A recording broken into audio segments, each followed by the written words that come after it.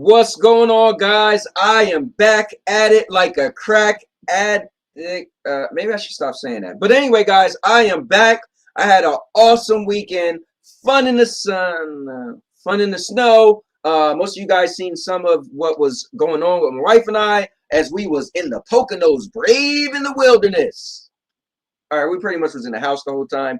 But we did go snow tubing, and that was a lot of fun. But I just want to say what's up to everybody. So I'm trying something new. Today I'm using what's called Melon, and it's the makers of Stream Labs, which is, you would know that as Stream Labs OBS. They created their own platform, similar to their StreamYards, called Melon. And I wanted to try it to see how it was and, take it from there. But with that said, hopefully everything looks very similar to what you guys are familiar with, and maybe I'll actually purchase it. So with that said, I want to say what's up to the chat. Let's see. As you guys know, you can join the show. You know what? How do I click on links and make it pop up? Oh, here we go. All right, cool. So you guys can join the show. Oh, that looks kind of cool. So here's the link to join. Okay, I just hover over it. Don't worry, it's gonna take me a while to get used to it. All right, what's going on, my guy? Climax, he's a life. Yeah, life in general, man. We'll get into it. Okay, everyone, jump into an episode of the King Content Show as we discuss life as we know it. Let's see what's going on with everyone. And oh wait, that was that's what Mr. Irvin. Mr. Irvin, you're always trying to troll me, man. Let's see. Here's the link that you guys. Oh, that was me saying what's up, everyone. Let's see.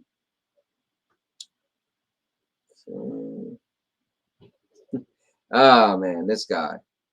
Let's see. Yo, Ryzak is in the building. This is my infinity scarf, and I'll take it off. I'm just getting a little bit comfortable. Josh is in the building.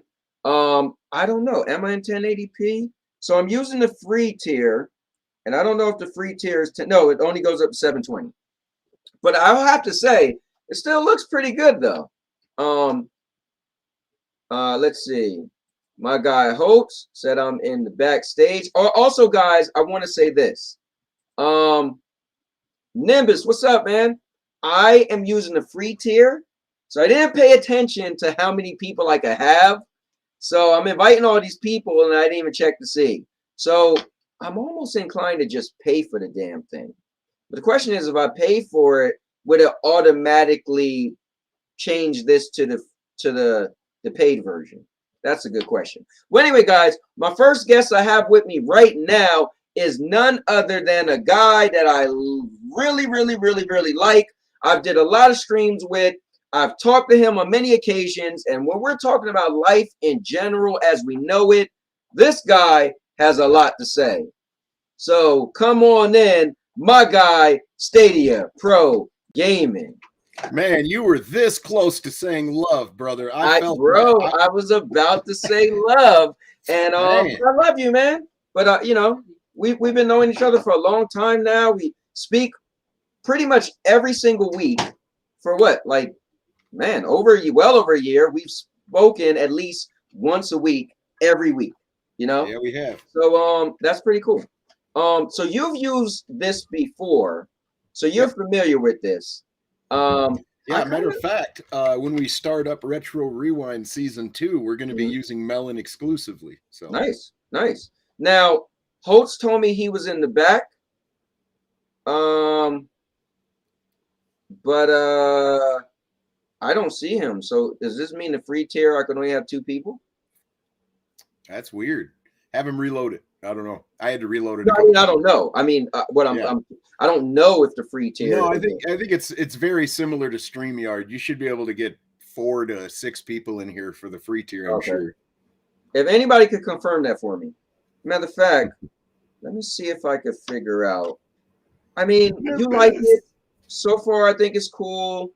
What I'm curious though, Pro, is if I was to pay for it. It's your account. So if you go and pay for it right now, it should switch to Pro. So up in the top right corner, you can see where the little star and it says Pro. Yeah. I think that'll change. like live. Yep. And then we can go down to the camera and select 1080p. Woo. Oh, okay. So you got to go select it. Okay. Well, probably because we're already live, and it's Right. it'll only allow 720. All right. So let me try to check out people's comments. You know what, dude? I think I'm gonna do it. All right. Let me see if I could get in with the link myself. Let me see. Join. I didn't make a name. Says join. He said he's in the back, but all I see is. It would tell you Hoults is weighted just like when I popped in. It would tell you something. Okay. Yeah, mine says joining. It just keeps sitting on joining, but I forgot to name myself. I don't know if that's because of it. I'm still trying to join.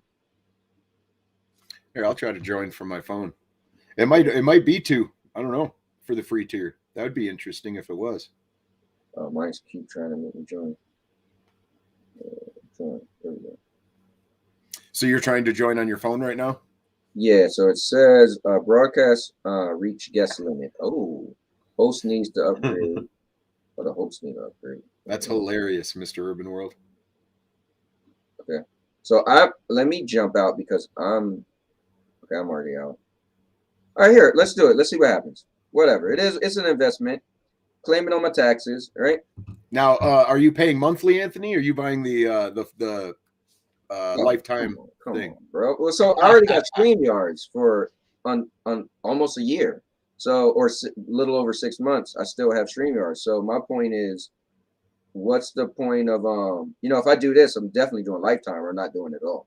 Yeah, absolutely. That's what I did, man. It saves a lot of coin. Yeah, and Rock you're grandfathered into all the updates and upgrades they do. Yeah, that's pretty cool. I was talking to Rock, and he was saying that he was like, "Oh, I don't even think they got it anymore." And I checked, and I was like, "Oh no, they still do have it." So as of earlier today, it's definitely worth doing.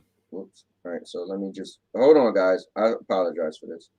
You don't, Hoults, but the person that is generating the stream or whatever has to. So he's got the free tier. I guarantee you that's why it won't let you join.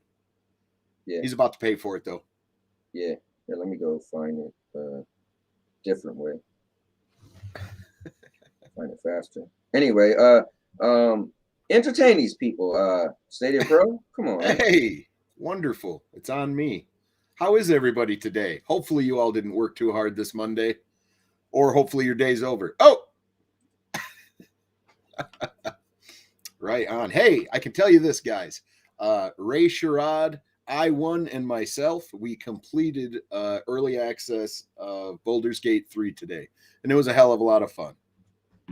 I can say that. And I don't even know what this episode is about. It's about life. Well, come on, Anthony. Oh, man. So what, are you trying to find the link and it's not working for you? Is that what's up? So, let me come back. Oh, I don't know how to. You got to mess with the boxes. Okay. It's a little different. Yeah. So what I'm trying to figure out is, so here, let me back up. So I was messing with it to me. All right, so here we go.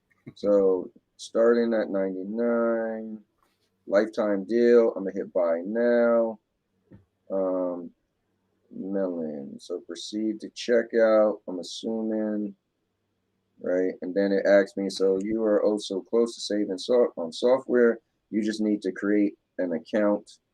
I'm assuming it should save you. Have an account. Oh no, I don't have the AppSumo, I guess it's called, that you got to purchase it on. Through, yeah, you purchase it through AppSumo. So I got to create an AppSumo account. I don't think I did, but maybe I did. Okay, hold on. I think I just used my I shared my email address with them, and then I got it for $89 or something like that. All right, I'm just gonna do sign up with Google. All right, choose an account, continue. Here's what I gotta make sure. This is so crazy. So I use different Gmails for my YouTube, Yeah. So what you're logged in right now is ALEWIS911 @gmail.com. Okay, That's what yeah. you'll have to. Right. That's your name up in the top corner anyway. Okay. If that's the Gmail you use, that's the one you're gonna have to purchase it through. So this goes to Pro, I think, while we're live. All right. Guys, how's it going? I wanted to be able to get more people in, and I'm sorry I didn't plan to do this. All right, thank you. Your $10 coupon has been applied. Oh, cool. Woo, 89. Yeah, because I got seen a thing about a percentage off. So credit card debit, manage your cards.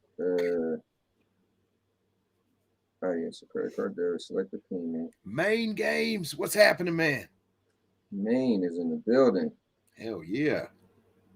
Right. We're working on Anthony's account. I'm teaching him how to digitally buy something online and check out. This guy.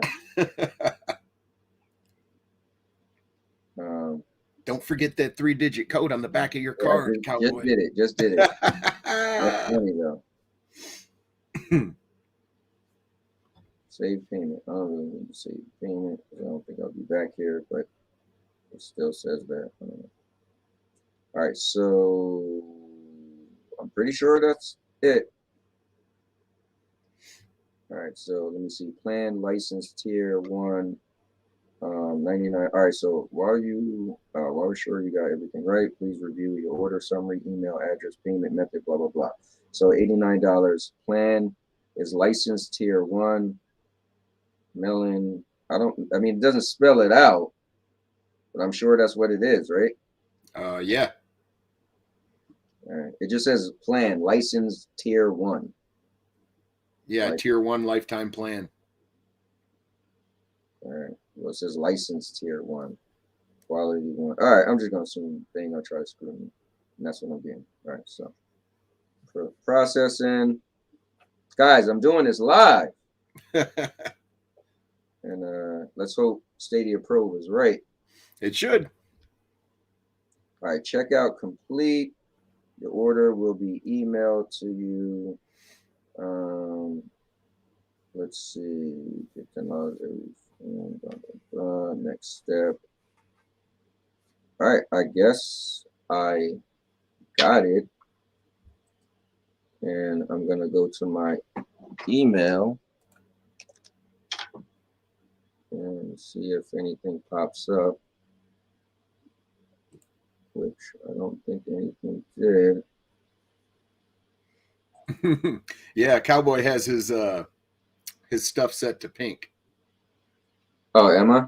Yep. Just because it's I think it's the automatic color they choose for you, because a Melon has a pink overlay. Oh, got you. Yeah, you can go in and change all that stuff though. So the real man with pink. All right. So what do you think I should do? Just hit Pro, see what happens. Yeah. Click Pro. You might have to refresh your page, which will drop both of us for a second, I think, or you. Okay. So yeah, let me refresh it. Let's see. Ooh, I'm here by myself.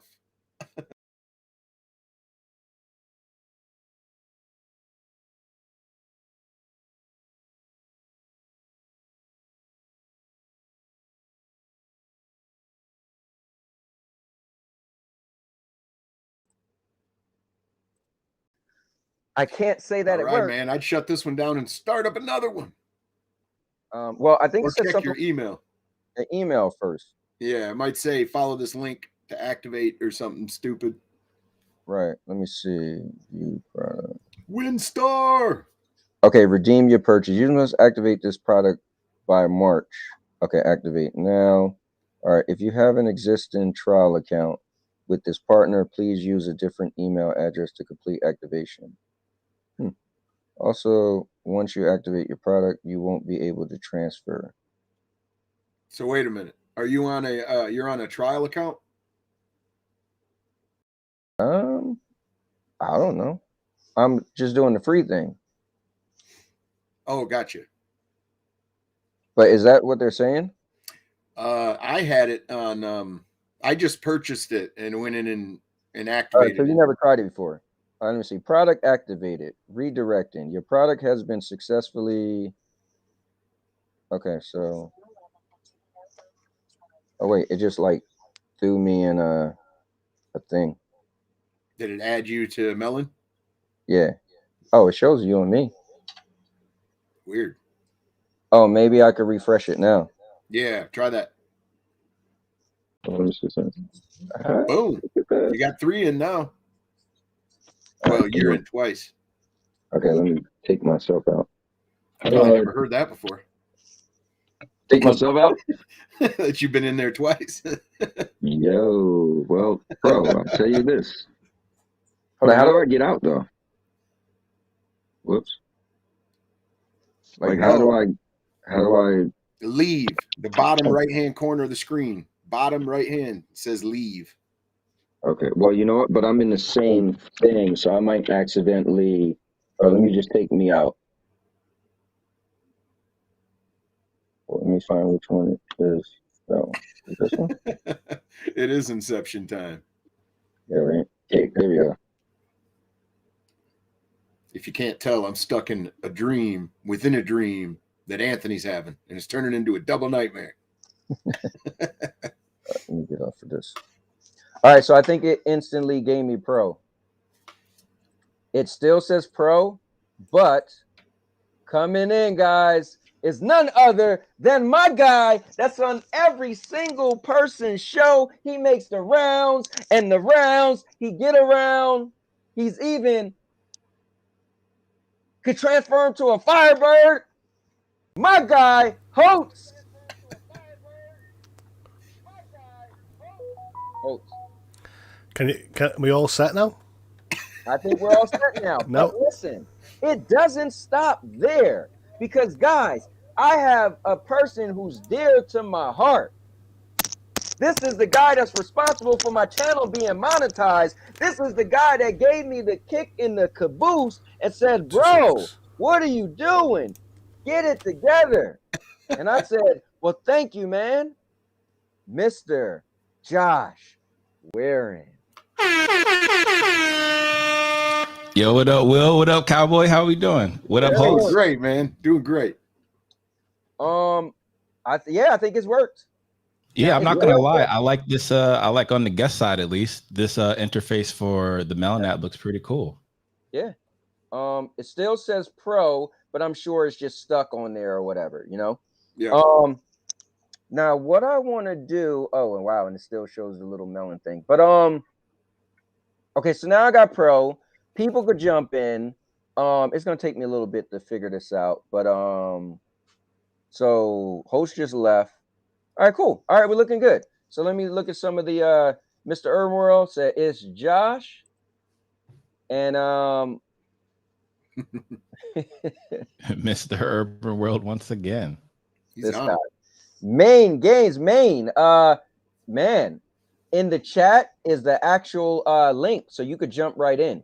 Oh, he was saying he's actually in the dentist's office with his son for an emergency. So we just want to send our best wishes and prayers to Mayne Games. Definitely. I apologize because he did tell me earlier he was going to do something and he wouldn't be able to get into around 6 my time. Well, but anyway, let's bring back in Hoults. Do you know what? The settings just was wrong. It just set to like Elgato capture card for output out. And I was like, oh. And let me ask you a question, Hoults. How did that make you feel? Well, it was actually fixed a lot faster than waiting for you. So,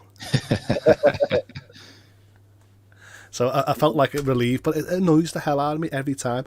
1 minute on one stream, it's all fixed, all perfect. You jump in another stream and something's just defaulted the wrong way. For a whole year, I was hitting my microphone, and every time I was muting it, it was defaulting the sound to my webcam. So I never had any. So for a whole year, I was paying for this this microphone, and it was defaulting the sound to some crap audio. Wow. Didn't even click on. Well, Yo, you sound Hoults, great now. I hear a hint of Merseyside. Are you from that area of the UK? Exactly, from Merseyside. Well, and with that, I have to put this up. So, with all due respect. All right, Hold on, guys. Let me take this out my ear.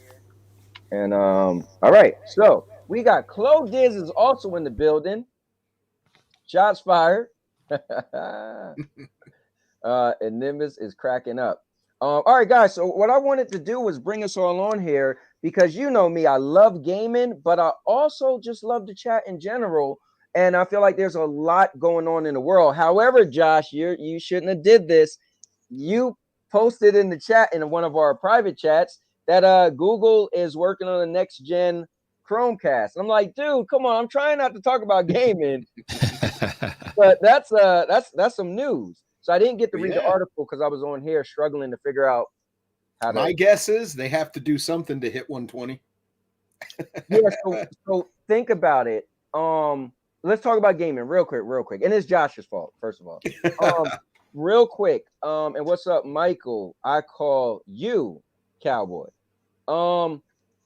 So in order for you to play on your TV in 4K with NVIDIA, right? With GeForce Now, you need the NVIDIA Shield TV. So we know with Stadia, you can already do that at 4K, right? 60. But like you said, how can you get the 120, right?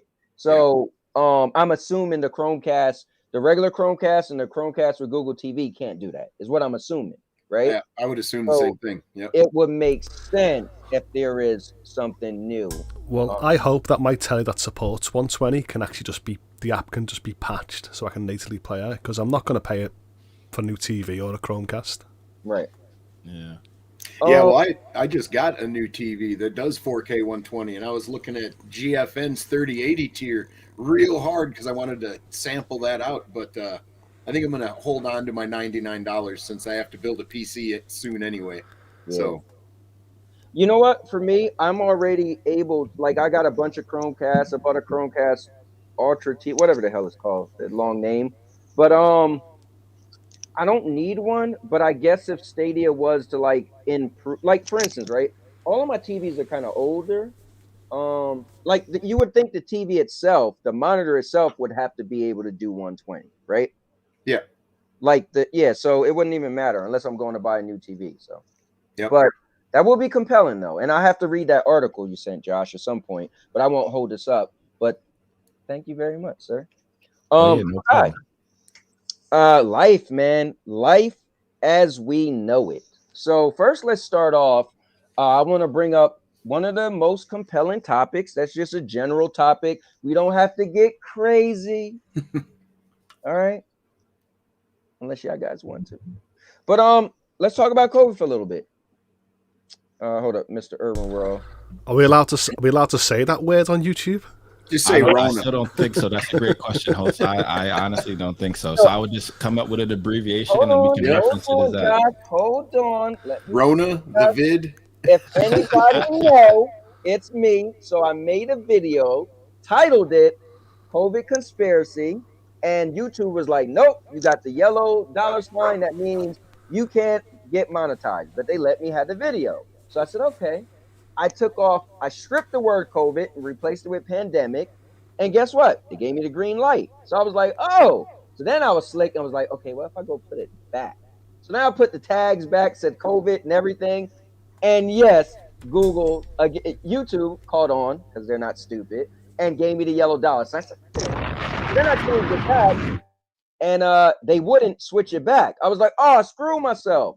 So then I had to manually write them and say, hey, and I had to take off the word. So the thing is, it's the tag COVID, it's the word COVID, it's visually when you see COVID. But I talked about COVID through the whole thing. I didn't say pandemic. I said COVID because I recorded this before I put it out and I didn't know that, right? So they don't have a problem with you saying COVID, but when it's visually say COVID, like if it says COVID, then it's going to be an issue. So I found that out the hard way. Yeah, those bots work very hard. You're not going to get nothing past them. And you truly did it the hard way because I'm pretty sure I told you beforehand not to do it, and you did it anyway. So true Anthony fashion had to do it the hard way. Now I know for sure. Now I know. So now I'm able to say we can say COVID. Had I not do that, I'd be like, you still said it. Oh, no. I said, so the thing is, they blocked me because I wrote it. That was the thing. My title said COVID, and I used the tags COVID, and I had hashtag COVID because I thought it would bring more traction by saying COVID. And I mean, listen, they still let the video rock, but unfortunately, they wouldn't let me be able to monetize it. But once I took all of the words off, they allow me to say the word COVID in the actual video. I just couldn't. You can't have it saying post like the tag COVID or anything. So, but it was cool because I extensively tried. Like, okay, if I take out the title COVID, will it work? And I learned that no, it doesn't matter. You were trying to use the word COVID and finesse the algorithm, and it said, I was. I mean, listen, maybe it helped because that video got a lot of views, but they wouldn't let me monetize it. So YouTube reviewed it like what, 1,000 times? That was 1,000 views. yeah, right. Like, listen, YouTube, man. But it was cool though that I actually wrote them, and they eventually, but when they actually reviewed it, they emailed me and said, yes, this video is able to be monetized. But once I took off COVID, anyway. So guys, let's get a little quick COVID talk. Man, COVID has been around for what, 2 years now, 2+ years. Yeah, wow. 2019, and it's crazy. But we could literally have a series called "Living with COVID." A good friend of mine's, I called him today. His favorite pay-per-view is the Royal Rumble, which is this Saturday. And he said, dude, I can't come over because my mom got COVID. And I was like, oh man. And he said, I want to stay there with her and make sure she's okay. And I said, that's, it's cool. But so it's definitely here, and it's affecting people in a lot of ways. You guys got any crazy COVID stories or anything? I don't have any crazy COVID stories, but what do you think, Cowboy, about the pandemic, how it hit, and the recovery that we're on? How do you feel all that's going, and where are we headed, do you think? I will say this. I think we're going in a good direction only because of Omicron, and I might have said that wrong. Because the symptoms are milder, right? And more people are getting it faster, as it seems, right? So yes, I know there's some severe cases, like my friend's mom, right? Prayers to her, right? But majority of the people who are getting it are getting less.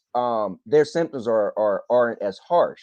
So maybe this is going to be similar to a flu or a cold in a year or some change. Who knows? That COVID will just be a thing. We can't get rid of it because let's be honest, there's people who get the flu and they'll be just as bad as my friend's mom, right? But you wouldn't be like, oh my God. You'd be like, Dad, she got the flu. Man, she's not doing good.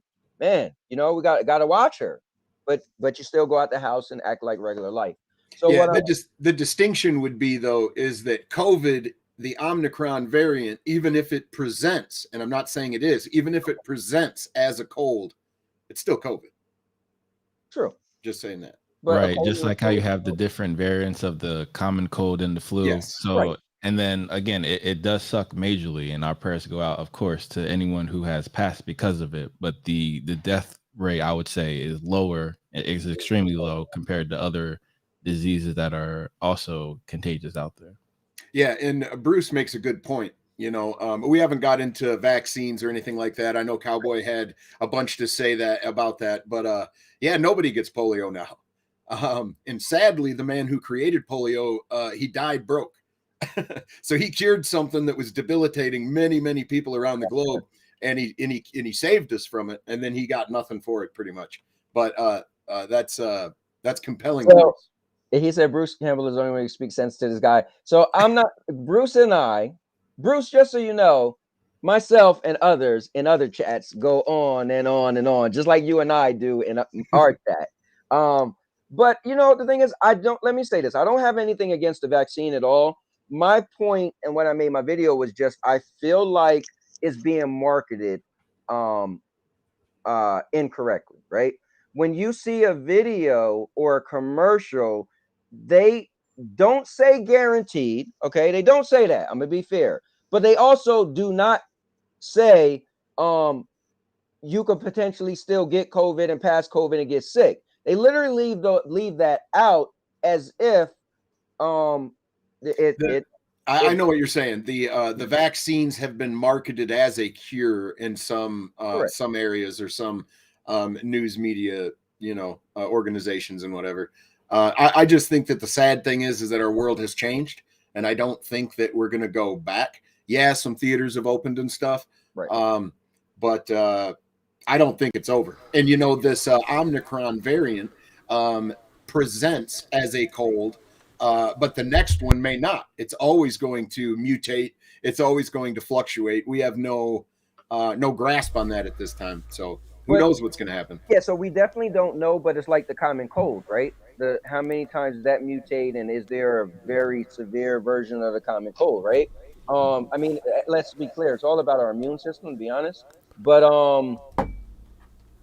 I don't know. I mean, we'll see. Hoults, what's up, man? What do you got to say about COVID? I want to say this, right? This is the third time I've been on people's podcast and they've mentioned the word that you shouldn't mention, and my internet has just froze every time someone said it. So I'm starting to get paranoid, thinking Google's onto something, because I've got like Google Wi-Fi, and every time someone mentions it, I think they just must strike me down with the wrath of Google not to speak about it.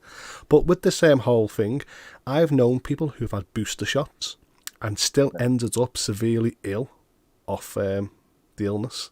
So to me, we're all scratching our head going, we all only had it a month ago, the booster shot. I thought we were supposed to have like really strong immune systems, but nope, we've all had it, and everyone in our community, in a community where majority of us had shots, so we're all scratching our head going, where's all this coming from?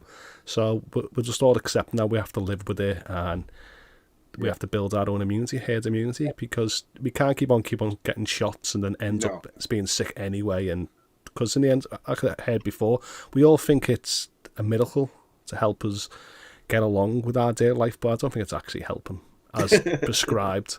Absolutely. I do too, Jeff. I definitely agree with that, because full disclosure, Chloe and I have had it twice, and it felt like a fever or a flu or a cold, but nothing worse than that. So hopefully our immune systems are the stronger for it, and it feels like they are kind of like well, I was like worried. Super Sam. I was worried about my niece and nephew. They're 8 and 5 and 2, and they all ended up getting it last week. And you think, oh, they're so young, they haven't been vaccinated. But I really do think now, I'm starting to believe that it's people with pre-existing conditions that it's really taking out. So I feel like for a lot of people, I'm not saying there's no healthy people out there that haven't had it. I'm just trying to say, when you look at the stats, it looks like it's people with underlying health conditions. How do you feel that your country handled the COVID pandemic? Well, see, I was really proud being in this country, and we actually pushed the vaccines very fast, and we invested in this kind of stuff, but we didn't lock down fast enough. We were sort of like, we knew it was coming. We've seen what happened in Italy and other places in Europe, and we just sort of welcomed all these people in. So we started having these different variants from different places. Then in the end, it boomed in our country that we had the Oxford variant, and then the whole world shut us down from the UK, saying we're not allowed travellers from the UK, but we will still welcome travellers in our country. So I feel like we should be praised for some instances, but then we should be booed for a lack of control. Yeah, and I want to say this too. My friend that I started to show off by saying his mom is very sick, she had the vaccine and the booster. So what I'm noticing is, so my whole thing, I'm just going to say this, let's not get crazy, because I know some people in chat want to roast me. My own thing is this: I don't take any medicine, period, right? If I got a headache, which is very, I don't know, I never get headaches, but if I did, I would take nothing, right? I had a 10-year stretch, all jokes aside, where I didn't get sick, right? And then I had got a fever that summer, right? Twice, right? I don't take anything. I just let my body, now I get it. If I took medication, it would definitely make me feel better faster.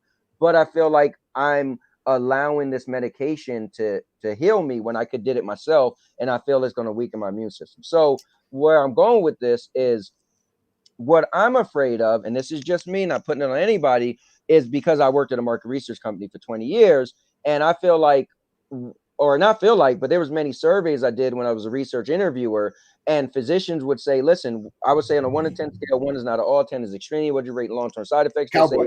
NA. Cowboy, would you agree with this statement?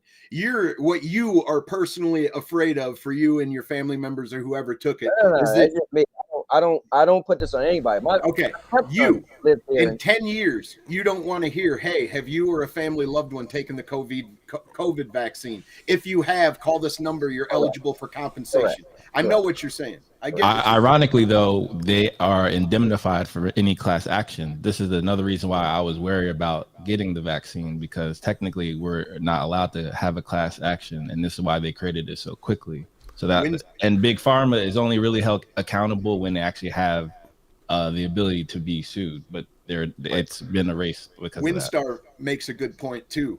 He says he was in the military and they got shots for everything. You weren't even told what they were. You're going overseas, here's 8 shots in your arm, or take these pills too. They don't tell you that you have to take them. So in his situation, he said, what's one more shot? That's one more shot for you. For me, the last time I probably had a shot was a tetanus shot when I was like 10 years old in school. I do trust the NHS here. I do trust the medical staff. That's what I did believe when the start of the pandemic started, and I got my boosters and all that. But now I'm starting to see on the news now the interviewing, because what's happening here in the UK, they're telling care workers or medical staff like doctors, nurses, and GPs that if they're not vaccinated, they're going to lose the job. And now I'm starting to see that a lot of doctors and nurses are speaking out now, saying, I do not want to take the vaccine because the risk to what it could develop in the future. And I'm like, oh, you've been telling loads of people to get it. And he went, well, I still advise people to get it for their own health, but I'm not. And I'm looking at these smart people going, wait there, if you know something or you've got the intelligence to realise it could cause problems, then why should we all be getting it? So now I'm starting to get a little bit paranoid. Now going, did I make the right decision? I followed the good legislations. I followed the law. Yeah, you was doing the right thing at the time. I mean, and you just don't know. Who knows, right? But here, let me ask you guys this: is this legit?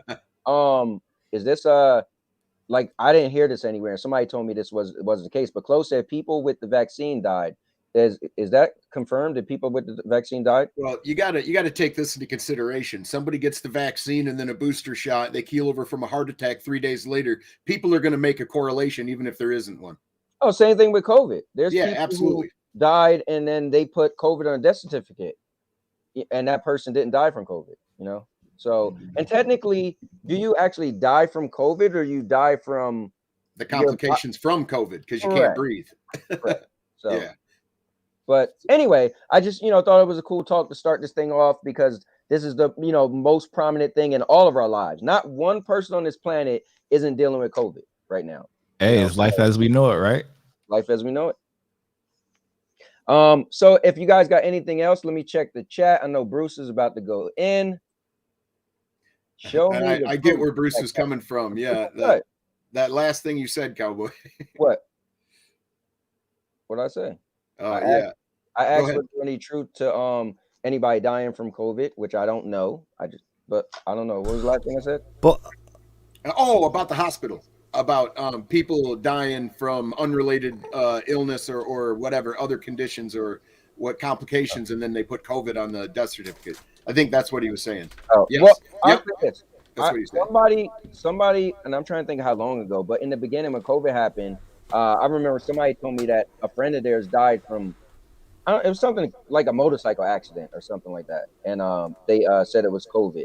And also in the beginning, hospitals were getting grants and getting money. Again, so I heard, not like I seen the documents. Allegedly, I got you. Allegedly. Right. So Bruce, I know you are pro-vaccine, and which is cool. I don't care who gets the vaccine or not. I'm just saying why I don't even take, before there was a COVID, I didn't take anything. Well, Bruce, I can't discuss that with you because you will lose faith in me. Well, I know that what happens was in my society that we always seen like loads of Asian people always wear masks for decades around here, and I was never the person. I was like, I don't want to get the flu, I don't want to be sick and stuff like that. And I just lived with it. But now since COVID, what I'm going to do now, even if we have to live with it, is I'm going to start always walking around with alcohol gel and masks, even in the winter season, because I don't know what this could mutate into. I don't want to get a flu. I don't want to get anything from now on. So I think I'm going to keep my sort of hygiene, more up than I would before keeping the your pandemic. Distance, keeping a little bit of distance between people is not a bad thing. Washing your hands isn't a bad thing. COVID put this on the front burner. But yeah, because in the always good to past, do that. I was always on buses and trains, and I was just walking off public transport without a care in the world. I was handling money without a care in the world. I thought, we haven't got this in our Western society, and then here we are, where we got all these, variants, and I'm like, okay, from now on, I'm just gonna. When I'm not being the a-hole, I mean, I still kind of live without a care in the world. I did get COVID back in March, and I was asymptomatic. I had no symptoms, but my wife did.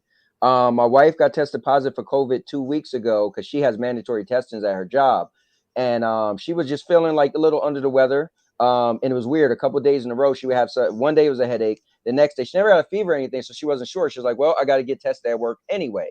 We got all that snow, so they got delayed from Monday. She was supposed to get on Wednesday, got delayed, and then on Friday she went, and then she got her results on that Monday. She tested positive, but at that point she felt fine, right? So I sit right next to her, let's sit in the same bed, and I was like, So what am I saying? I don't know. I mean, well, I'll tell you one thing I thought was really crafty, and it was the kids who found this out. It was on the news that these COVID lateral flow tests have been giving you positives if you actually have soda or anything like acidic, like a strawberry, an hour before. So all the kids that don't want to go to school, they've been eating like acidic stuff, taking the tests, and it's positive. So the parents like, okay, you have to stay off school for 5-10 days, and then now it's circulated round that these tests are not actually be tricked if you have something acidic. Well, I'll say this: so it's been said for a while the rapid tests aren't that good. I remember my buddy, he didn't feel good, right? So his job said, okay, go get a test. He went and got a rapid test. It said negative, but he's like the germ guy, right? So he was like, I'm still gonna go get the extended test, and it did came back, and he went right back to work after he got the rapid test, right? Because his job said, hey, come back to work. And then when his thing came in 2 days later, said, no, you do got COVID. But I think that, it's I don't know why the tests are different, but our government got bashed because we provided a track and trace system which was using outdated software from with Excel 96, and he found out by the time people was tracking so I had COVID and I was tracking it, people weren't being alerted for 3-4 days later. So people will actually spread a lot faster, and that was because they rushed the testing of the track and trace. So that was a flawed system as well. And Jeff just wanted me to say he agrees with Bruce. He wanted me to read his comments. I know a guy got the vaccine, then died in a car crash. So he died from COVID. Yo, this guy. I mean, I guess if you put it together, let me see what Chloe said. Let's see. It's too much more. That's ready and feeling tied to the vaccine. That's the big. I mean, I think that's the whole problem with COVID to begin with, is that it became political when it's supposed to be science and medical, and that's true. They got away from us, or in our country. Yeah, at least in the USA it did. You had red states not taking appropriate reactions, and blue states going overboard with certain things, and it was just not good. Yeah, just governors versus the president, right? Yes, absolutely. Yeah. Something out of Designated Survivor. I did see it on the news where someone from a certain state or belief would believe it's my body, I can do whatever I want. But then when it was a religious belief, they were like, oh no, and people it was the opposite. It was like, wait there, how can you say something opposite from science to religious to your own body? And it's it was just mad to watch. So yeah, it's mad. Trust me. Let me ask you this question about this thing. How do I turn on the 1080p? Well, it still says go live in the top right corner or whatever, and it still says pro. So I think you have to restart a stream to change it to 1080. Okay, it's probably just not gonna kick in effect. So it doesn't do it in the camera settings default? No, it will next time he logs in, but he had the free tier, so it's still showing 720. I wonder. I can't change it. Please don't shut us down. But let's do something. Yeah, I don't think he understands.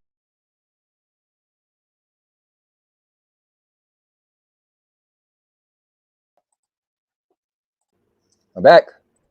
I think it's the stream. It's back. Interesting. Okay. Oh no, this time it looked like I think it worked now. Got rid of the pro, Oh, look at Cowboy cares about resolution now, doesn't he? It didn't work, 1080p. Cowboy. Hold up. It's the stream. You'll have to restart the stream, sir. No, it went away. It's even telling me I could move around the melon. Like I could get rid of the melon in the corner. Cool. Yeah. I couldn't change it from 1080 or from 720 to 1080 though. Oh Hey yeah. Tony, did you select the echo canceller for your audio? I don't know what I did, Josh, because I'm new to this and I just start messing with it. So let's see. So you're saying go into what? I'm just gonna try to find these settings similar to. It's almost like you have two microphones going, bro. Yeah. Oh. Yeah, I do hear that. Yeah, I bet you do. You got two mics going. So you see the mute button at the bottom? Just hit that arrow, that downward arrow, and it should say echo cancellation. Elden Ring looks amazing, Bruce. Hold down the mute button. I wanna play Elden Ring, but the problem is I know I get my arse whooped to me. So I years ago when I had more time, I could sort of grind over the weeks and get fed and speak to my friends and that. But now it's like I don't think I'm ready to be punished. I'm not very good at dodging or parrying. I mean, I know I can probably do a build where I can probably take the damage and be more like a slow titan or something like that. But I know it'll be gruesome. Okay, so I'm changing mine to 1080. But I don't see the noise. I don't know why. It's like I'm on here twice or something. Like when I refreshed it. Are you still on your phone or something, man? I could hear it click off every once in a while when you talked. Yeah, let me see something. That's just Cowboy's ego trying to say something as well. Yeah, right. It's like I'm on here twice. Hold on, let me. There you are. Now it disappeared for a second. Hello. Yeah, There it is. All right, I guess it took a little bit. So yeah, so it looks like I changed it. I think I changed my thing to 1080. It looks. I don't understand this thing. Do you know what? I fell for it. I actually went out and bought a 4K 60 web camera, and I thought, you know what? I'll see if I can actually stream at that quality. And every time I tried to set the set, it was like, nope, 1080, 60. And I was like, why did I go out and buy something? Why didn't I just research before I bloody done it? So I actually did buy a camera, like a lot better camera, and then I got it in the mail, and it was weird. It was widescreen. I couldn't change it, and it drove me crazy, so I returned it. But I was trying. This camera has been doing wonders for me, but I wanted to like step it up, and then I was like, no, yeah, you do got to research it. You said it's back? What happened was I was on a panel the other day, and actually my webcam defaulted to widescreen, and you just see me, this little small person, meters blackness around me, and just a microphone floating, and I was like, I feel like I'm in a void or something, just speaking. Like, look how much space I've got. Oh yeah, there it goes. What the heck? So it did go away, and then what I did is I shut down my. I don't think that would make a difference though. On my phone. Let me see something. All right. By the way, shout out to Jeff. He actually called you a noob. Yes, he did. Navigating the website. So. That's just always giving me the noob stuff. Here, I'll post it up there so you can laugh at me. And my guy Crow is in the building. Hey, listen, man. I guess it isn't my wife. She cooks around the time I'm on. I can't help it. Hey, Hoults, how you like that key light? Oh, the ring. I've already had one key light, but I bought a second one, and the problem is I've got units behind my monitor, so every time I hide the key light up, I can't open my units, so I can't put the key lights behind my monitor because there's no space, so I have to put them in front. But I feel like I'm getting cooked by them. I'm like, oh, I feel like I'm really bright, and one's only on 10%. The other one's on full. But I was saying to like Ace the other day, I said, can you give me some hints? Does it look too saturated? Do I have to put some colour into it? But I feel like I'm glowing. I feel like it's cooking me. So they look solid. They look nice. But I just feel like with all the streaming stuff, you have to sort of tinker with it to get your best. Absolutely. Oh, have you got some yourself? Yeah, I've got one. So you have to tell us what settings you're putting it on, because they are well, great. I've got it weird. Like my desk is where one monitor is, and then it lifts up and it's got another ledge. I've got it up there and it's way high above me. Yeah. but I turned it diagonal, like diamond shape. Yo, these guys are wild in this chat, man. Hey, It's so bro, funny because it says in the settings like do 45-degree angle, and I was like, is that on a tilt 45-degree angle, or is that like sort of as it's positioned in a certain way? I was like, what does it want me to do? So how do I change my name? Because everybody's saying how my name is my. It's You when would you probably come have in. to leave and come back, similar to Yeah. StreamYard. Yeah, when you come in to StreamYard.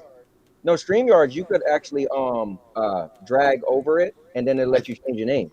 I think you can do something like that in here too, but I've never done it. Yeah, because that's what my when we do Triple Slam on Tuesdays, when my name says Cowboy, so when I put the intro or the outro or whatever, while people aren't watching, I change it. Like I just drag across it, type in my daughter's name, and then she does it for my wife. But I don't know. Usually when I tinker with it and mess around with it, it usually crashes the stream. So sometimes it doesn't work for me. I don't know what to. Rock says no. Just go to settings. There's a change your name there. There you Oh, go. nice. So I want to say thank you to Rock. Rock is the reason I'm actually tried Melon. So somebody else told me about it, and I was like, okay, whatever. And then Rock kind of explained it more in detail, and I actually asked him a bunch of questions. Even today, he's walking me through it a lot and made me feel comfortable to even try it. So I want to thank Rock for that. But Rock, I will say this: I don't think it's 1080/60 because it's 30. Yeah, I clicked on. Yeah, he thought maybe it was 60 because that was my question. But yeah, I noticed that it said 30. Yeah, I don't think you would notice it unless you were actually like playing you don't use Melon for this anyway, but if you were to game stream on Melon, Right. and you played a 60 frames per second game, you might notice it. Right. But on your camera, I don't think you will. Yeah. But I mean, I will game stream at some point. But I don't really. That's not really the big thing that I do, game streaming. But And I did see the difference with the Melon app versus StreamYard that Jeff pointed out. When the comments come on the screen, it doesn't adjust everyone's camera up or the that interface. Oh, yeah. I'm sure they'll patch that in a couple updates, but that's just I'm sure they will. Observation. Yeah, I'm just going through everybody's comments. And all right, guys, actually, Chloe and I are about to work out with KG, and it's actually his birthday today, so we're about to go show him the love and work out too. So. Thank you for having me on as always, Hoults. Nice to meet you on stream, and Will, always a pleasure, sir. And Cowboy, we'll talk to you later. Definitely, man. Tell him happy birthday. All right, yes, sir. Cheers. And, we'll have to discuss Spider-Man soon. Oh yeah, since I watched it, yeah. And remember, sweat is just fat crying. So work your socks off. That's what you need to do. Exactly. All right, cheers. All right, Josh is out. Let me do this. Oh wow, okay, look, that's cool. Okay, hold on. So we got this. Okay. I like this. Yeah. Let me stop. Yeah.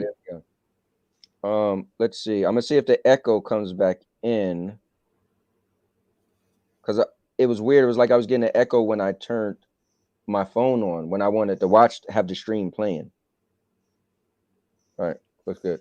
Anyway, guys, so as you guys know, this stream is called Life as We Know It. We talked a little bit about COVID.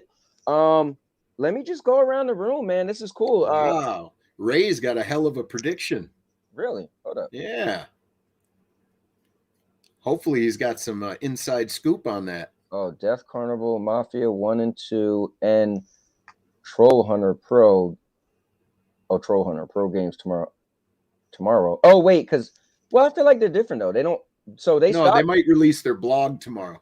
Yeah, but I feel like they stopped doing the Tuesday before. You know what I'm saying? So they might not even. So nobody should be upset if they don't do it tomorrow, because I feel like that's like they kind of stopped that.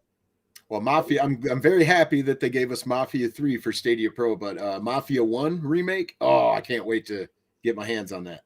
You know what's cool is that people are happy to play the originals, even though play the 1 and 2, even though you already. I'm kind of like, dude, I got part 3. Why do I care about those? But it's kind of cool to see people want to go back.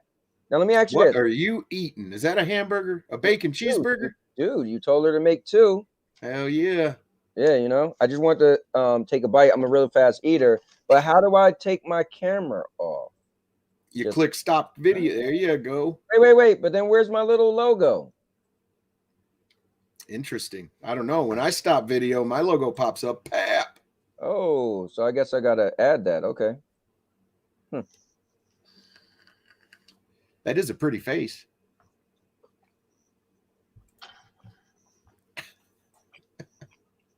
Sounds like it's delicious.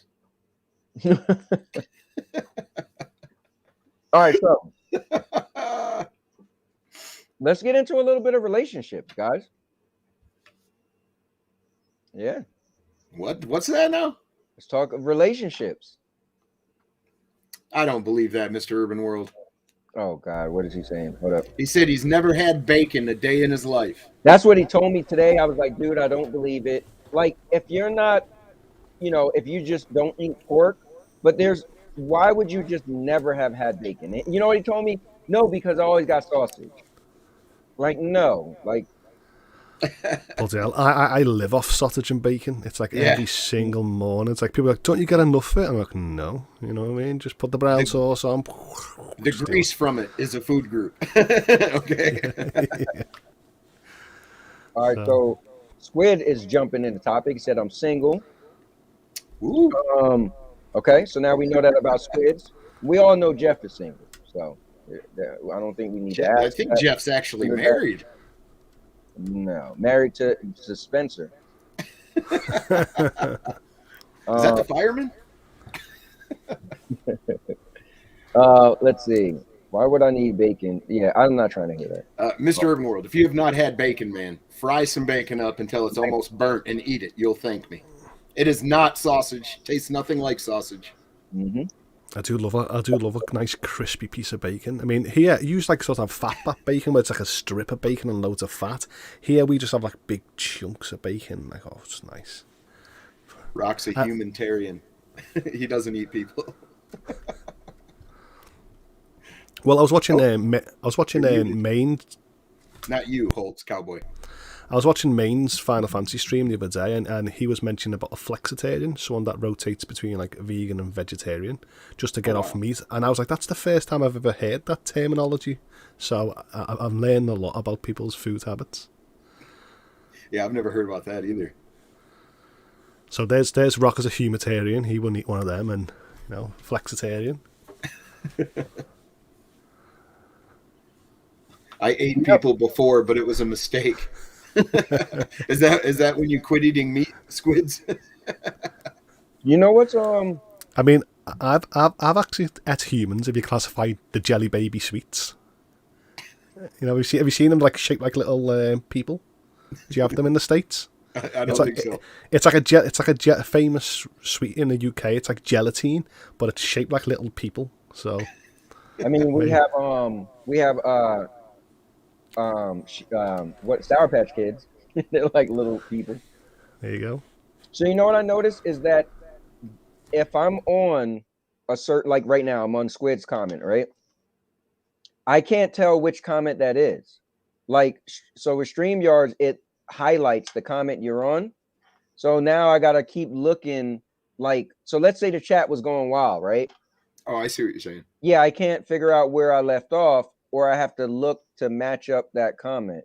It all relatively works almost identical. There's a few things you'll have to remember.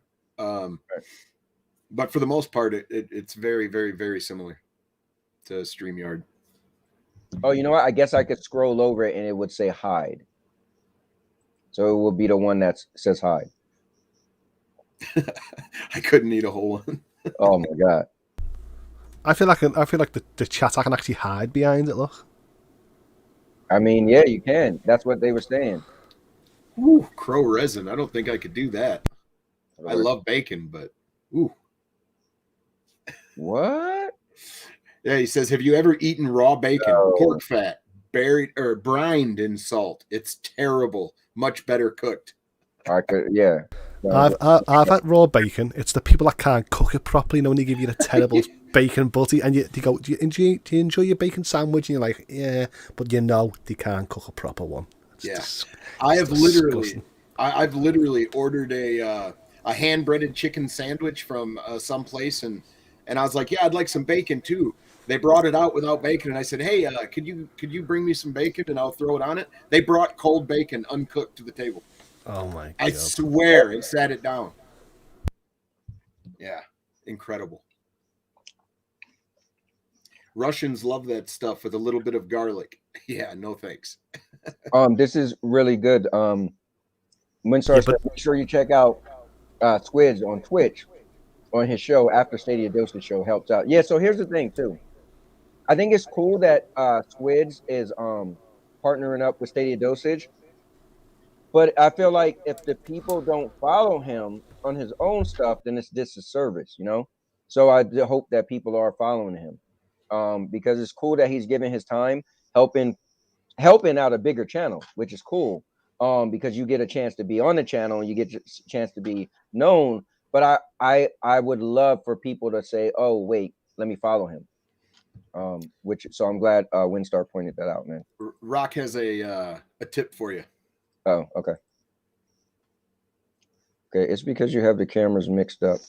Maxed up. Oh, maxed up. Why is the max? Oh, really big? The size, yeah. I think you can readjust. Oh, yeah.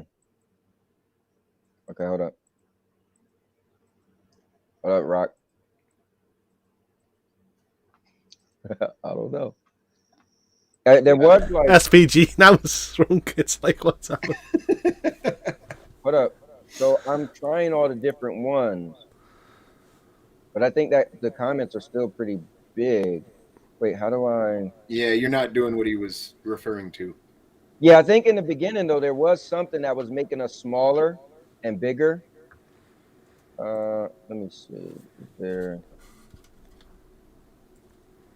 I'm sorry, guys. I'll figure this stuff out.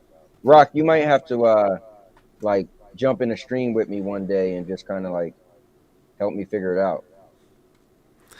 I feel like I can just hide my name. It'll be guess who? Guess who that streamer is? Yep. Oh, you know what? I think at the very bottom it actually shows the comment that you have highlighted. Yeah, there's a way to keep track. Oh, and then it looks like, oh, it looks like it says if you highlighted it before. I don't know. I'm trying to figure it out. How to show. Okay. Congratulations, Rock. It's a lot of good years, man. Hold on, wait. What did Rock say? He said, there you go. Wow, that's awesome, man.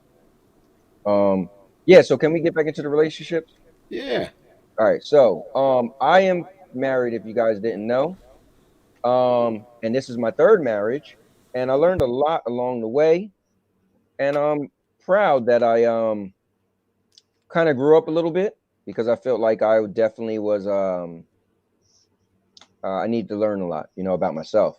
So I never really blamed my relationships when they didn't work. I kind of looked what I felt I wasn't doing that I needed to change to make my relationships better. And then I always obviously had issues with the other person, but I felt like a lot of it was me, especially because I feel like women are more submissive and they kind of would just, you know, they would kind of just fall into and let the guy lead. But a lot of times I just was like, I don't even care. So, but yeah, what about you, Pro? I've been married almost 8 years. Wow. To Sierra Rose. It's been a lot of fun, man. But not everything is sunshine and roses. You do have to work at it a bit. You know what I'm saying? You know, it's not all rainbows and smiles, but she definitely puts a smile on my face every day when she gets home. That's cool, man. What's your status, Hoults? I am single and I have never been married or proposed. So that is, you know, I'm the type of person where I've been in dates and I've been in relationships that, you know, short compared to a lot of people. You know, I'd say 3 years is the max, but I just feel like I've never been in the right situation to find somewhere I can actually tie it down. And now I'm like 35 now, so now I feel like, you know, the time's getting slower and moving past going to like clubs and Right, dating right. and actually finding someone, and I'm happy accepting this. I mean, I love the idea of, you know, falling head over heels and marrying to a woman. I love the whole idea of wife and kids and stuff like that, but realistically I just don't see it happening anytime soon. And a lot of people say to me, well, if you don't get off your ass and try and find, you're never going to get it. And I'm just like, I just feel like I'm happy sometimes just coming back from work, turning the TV on, relaxing, having a drink with some friends, gaming, and I'm never going to find someone in my living room, am I? So I just some people have to at least try, and then other people that are trying really hard, you have to say, hey, just go have fun. Don't try so hard, you know? Mm-hmm. But So I always hated the dating thing anyway, man. It was always uncomfortable. Always. So Rock is going to bed, guys. So good night, Rock. Good night, Rock. Night, Rock. But I was always slow in the relationships. I was always a slow developer since like a teenager, you know what I mean? I was always, and these girls could spell it out for me, and I still wouldn't get the message. And then, you know what I mean? It's only that like when I was like sexually involved with them and really interested, then I started interacting with them. And yeah, I've had some great times in relationships, and I don't look back and regret them, but I just wish, you know, they could have stayed a little bit longer. But well, as Cowboy was saying, that it's important to know oneself. Like if you don't know what you want, what you're willing to put up with, what you're not, relationships are going to be a disaster until you figure those things out.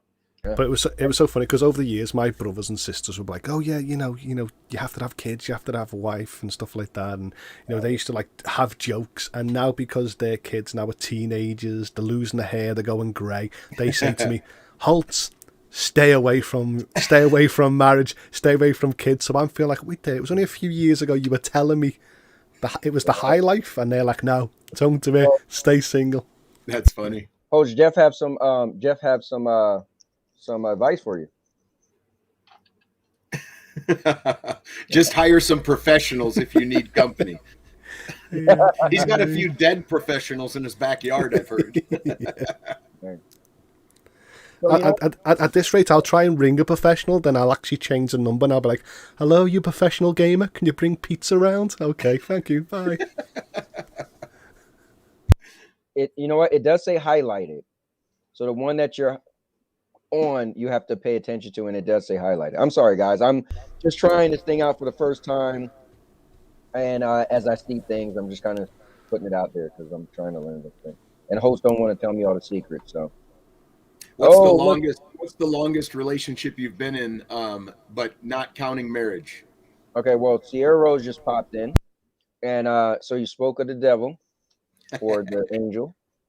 5.5 years was the longest relationship I was in where I wasn't married. My wife and I, 5.5 years. My wife and I now have I love when our milestones break everything else. Now I've been married the longest because I was married to my kid's mom for like 6+ years. So this is your second marriage? My third marriage. Ooh. Yeah, my second marriage was very short. My second marriage was like a year, less than 2 years. Well, I have to say, Sandy's awesome. So good catch. Sandy's okay. Wow. Well, she sees through you, Dexter. She wants to know why you're not human. Okay. That's all I'm saying. But what about you? What's the longest relationship you've been in, but not a marriage? Well, that would be my. Sorry, go ahead. That would be my first marriage, actually. Okay. I've been married twice. I didn't know. Yep. I got married super young. Made a mistake, and But hey, it all worked out. But how old were you? I was 18 when I got married, or 19. Sorry, I just turned 19 when I got married. That is young, isn't it? Really? Oh, it is. You say that, but like it must have been. A lot of people do that generations years ago, so I guess it wasn't as young as what we're saying today. Like if an 18-year-old got married today, it would have been like, oh, well, what are you thinking? But 20 years ago, a lot of people were like, it's all right. at least here in the States, society has a way of drilling certain things into your head. Like you were saying, Hoults, that your family's saying, hey, get that picket fence in the family. And Well, yeah. society makes you want these things, even if you personally don't. So here it's like, our values is, you go to college, university up to like 21, and then you start getting a job. And then by 24, you got like 2 kids and a marriage. And it's like, wow, that's a big expectation. And you just feel like you're still a young adult at 21. So within them 2 years, 2-3 years, you'd expect it to grow up. But that is the way of life. I have a question for both of you guys. Did you guys ever have a epiphany? Did you ever go to sleep one night and wake up the next morning and feel like very different or have a very different perspective on your life? For me, it was 24. Go ahead, Hoults. So, now, I thought you were going to say epiphany in a relationship. I was going to say yes. I can say this, right? I'm going to say it like, so, I was in love with this woman and stuff like that. And then one day, the relationship was sort of going downhill. And then one day I was sitting there on a couch, and there was my girlfriend, and on the opposite side of the couch was her mother. And they were both on the laptop, typing away, and they both lit the ciggy at the same time, a cigarette, smoked it, put it down, picked another one, smoked it, put it down, and just carried on doing that. And I was watching them for like 40 minutes thinking, that is a mirror image from a younger woman to an older woman. So I was sitting there thinking, do I really want someone that is literally the mother? And that is when it just clicked that I don't need to be in this relationship. So that was my epiphany in a relationship because of the mother. You were like 30 years. Oh, yeah. So what I mean? I was in love. I was attracted to it and stuff like that. And then just seeing the mother, I was like, because I'm a non-smoker, and dating smokers doesn't really bother me. But when I seen that image, I just went, it's time to move on. On my 24th birthday, my friend Rob Gauthier, he took me out to Kalamazoo, and we went to this giant dance club that was like 3 dance floors and 2 bars, separated by 2 different levels and everything. And we go in and we sit down at this table, and we end up getting flagged to another table, and it was full of these young women, about 23 to 18. Some of them had just started college, some of them were getting ready to graduate. And I'm sitting there, and like none of them has an actual thought in their head, and none of them seemed intelligent. And we went around the table, and I got what everybody was in school for, what they were going to be, where they were headed. And I got drunk. The next morning I woke up and I felt 2 things very profound. I was like, man, I'm actually pretty intelligent, and I could have done what they did. And the second thing I profoundly knew is I was lazy as hell and did nothing with it. Yeah, see, I used to love doing that. When I was a student, I was just loved talking crap and stuff like that. Blah blah blah blah. I was happy, not a care in the world. And now later on, I see students, and I'm like, they haven't got a clue what the real world's like. They haven't got a clue. Talking crap. Mm-hmm. So, no, it's supposed to be green. Yeah, I don't know if the people watching can see, but if I turn my green screen on, I start getting choppy, it seems like. Yeah. Yeah, mine was doing exactly the same. It was getting choppy, like. Yeah, it's kind of weird. I don't know what's up with that, but. So I'm starting to think that maybe it's the Melon limitation on the stream quality or something. Maybe. I think StreamYard does a different version of the background thing. It's more like OBS, I think, and this is more like VSplit. I think it's using. Here, I'm using the RTX, and if I it sort of crackles the effect, and everyone else's RTX is working fine, but mine just seems to. I think got too much background if I'm in noise. a certain angle, I guess But so let me jump in there real quick. One, I was 18 when I got married. It was my 11th grade summer, and I got married and went back to high school as a senior with a wife. Wow. So that was crazy. How old was your wife? She was 16. Oh. Yeah. So her parents signed for her to get married. And let me bring on an individual. Like I said, once again, different times. I'm pretty sure if you try and marry that young, the parents will be chasing after you. I got married at 19, and I literally had a buddy tell me, because my wife at the time was 21. He goes, "You got married so she could get you alcohol?" I was like, "No, man. What are you talking about? That's a hell of a Mayne, how long was trade-off." you back there? I'm sorry. How long was you back there? Back where? Waiting to get on. Probably like 10 seconds. I had to set up everything. Cool. Yeah. Because the corner of my eye, I seen something. I was like, oh man, I hope he wasn't back there for a long time. Nah. But cool. All right. This is new for me. I'm trying this new thing, and I'm just trying. I went live and tried it for the first time, and so It looks good. Yeah, you know what? It's kind of like a rival for what I used to use. But they got this crazy deal right now. It's $100 for life. So I was like, crackhead deal. You're looking like what? Yep. So I was like, well, let me just try it to see if I like it, because I paid $240 for a year for what I use, right? Yeah, Mayne, if you go with Pro on StreamYard, it's $600 a year, okay? And if you go with what Cowboy had, it was like $300 a year. But Melon, we could pay $100 for a lifetime use. So we went ahead and did that. Yeah, we grandfathered ourselves in. But here's the thing, though. You can't find it. If you try to look for it, it's not there. So it's only whoever they sent the link to, and we don't know how long it's going to. So if you try to Google it or look it up, it's not there. Yeah, so I think what they're going to do is they just want to get their popularity. Like, because if you look, like I looked up a bunch of videos a couple weeks ago when I heard about this, and I was versus, and all the videos is like saying that this has more features. This, StreamYard is a little more fleshed out, but they said this, they're going to keep updating it. Plus, the StreamYard I had was the basic plan, which was a 720p. This is the higher tier, which is the 1080 for life.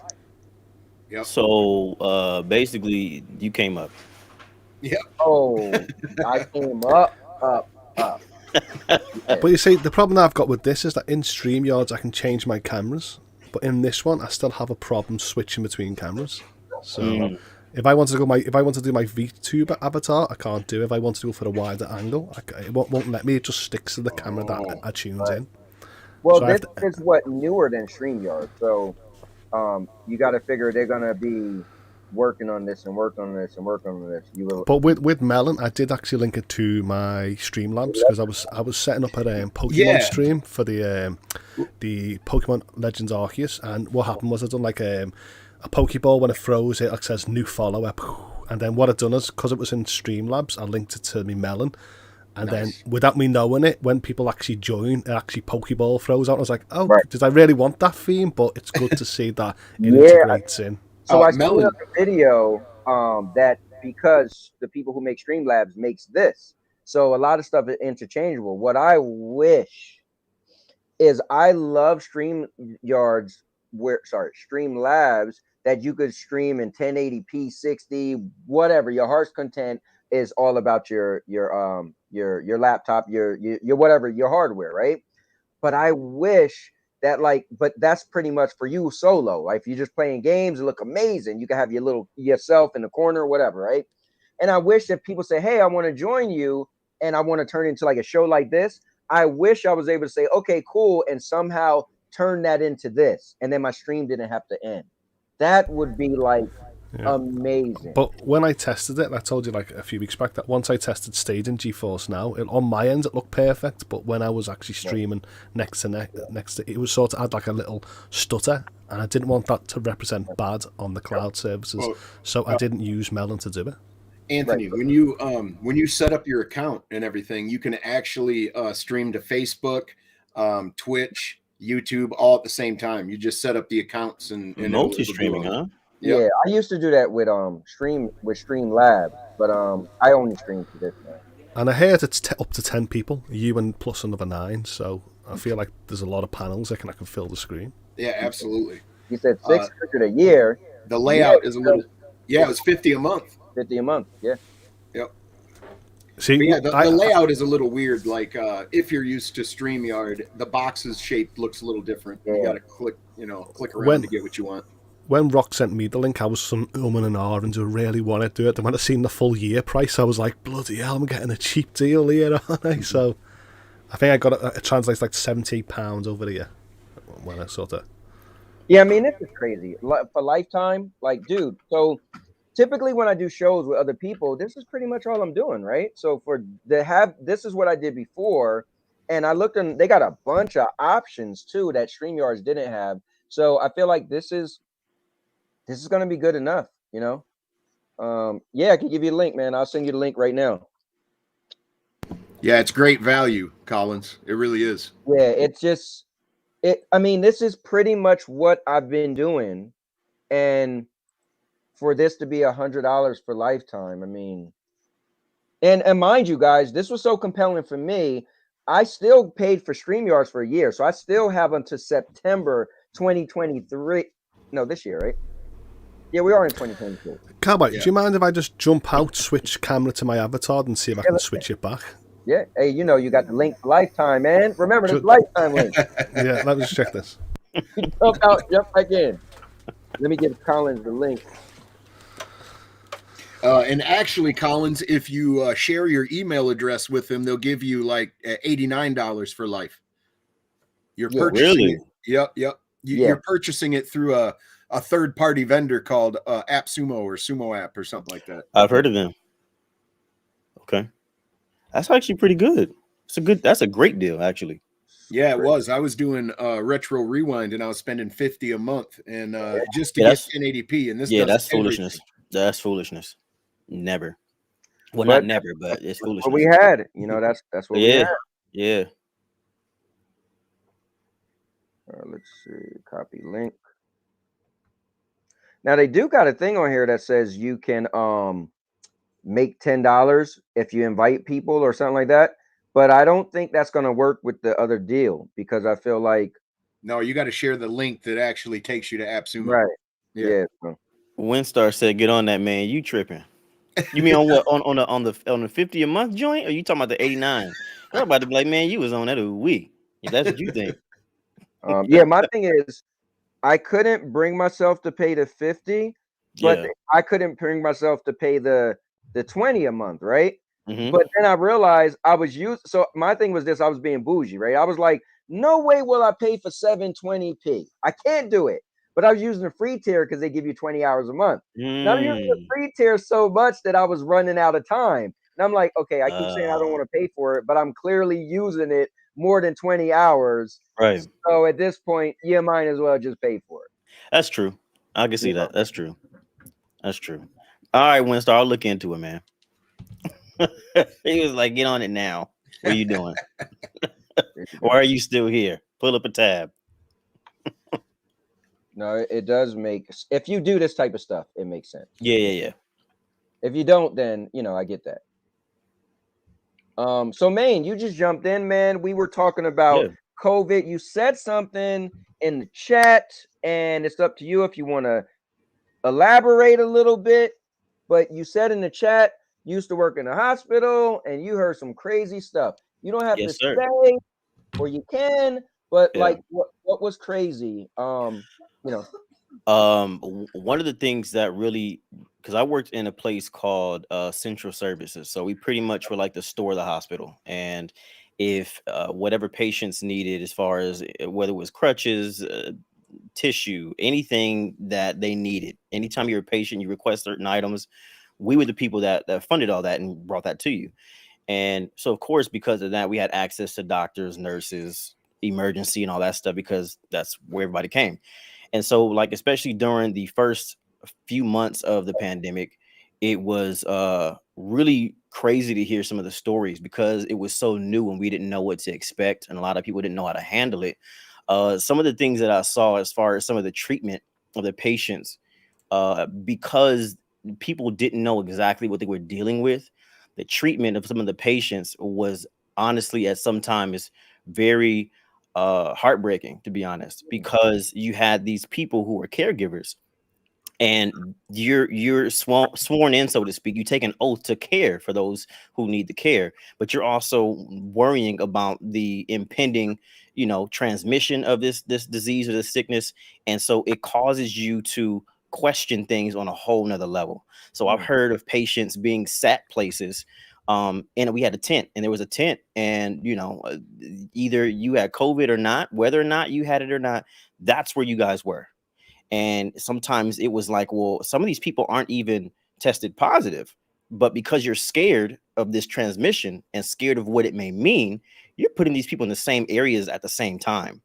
And it's like some of these things that were happening and some of the ways that they were sometimes scared to care for certain patients because of fear and things like that.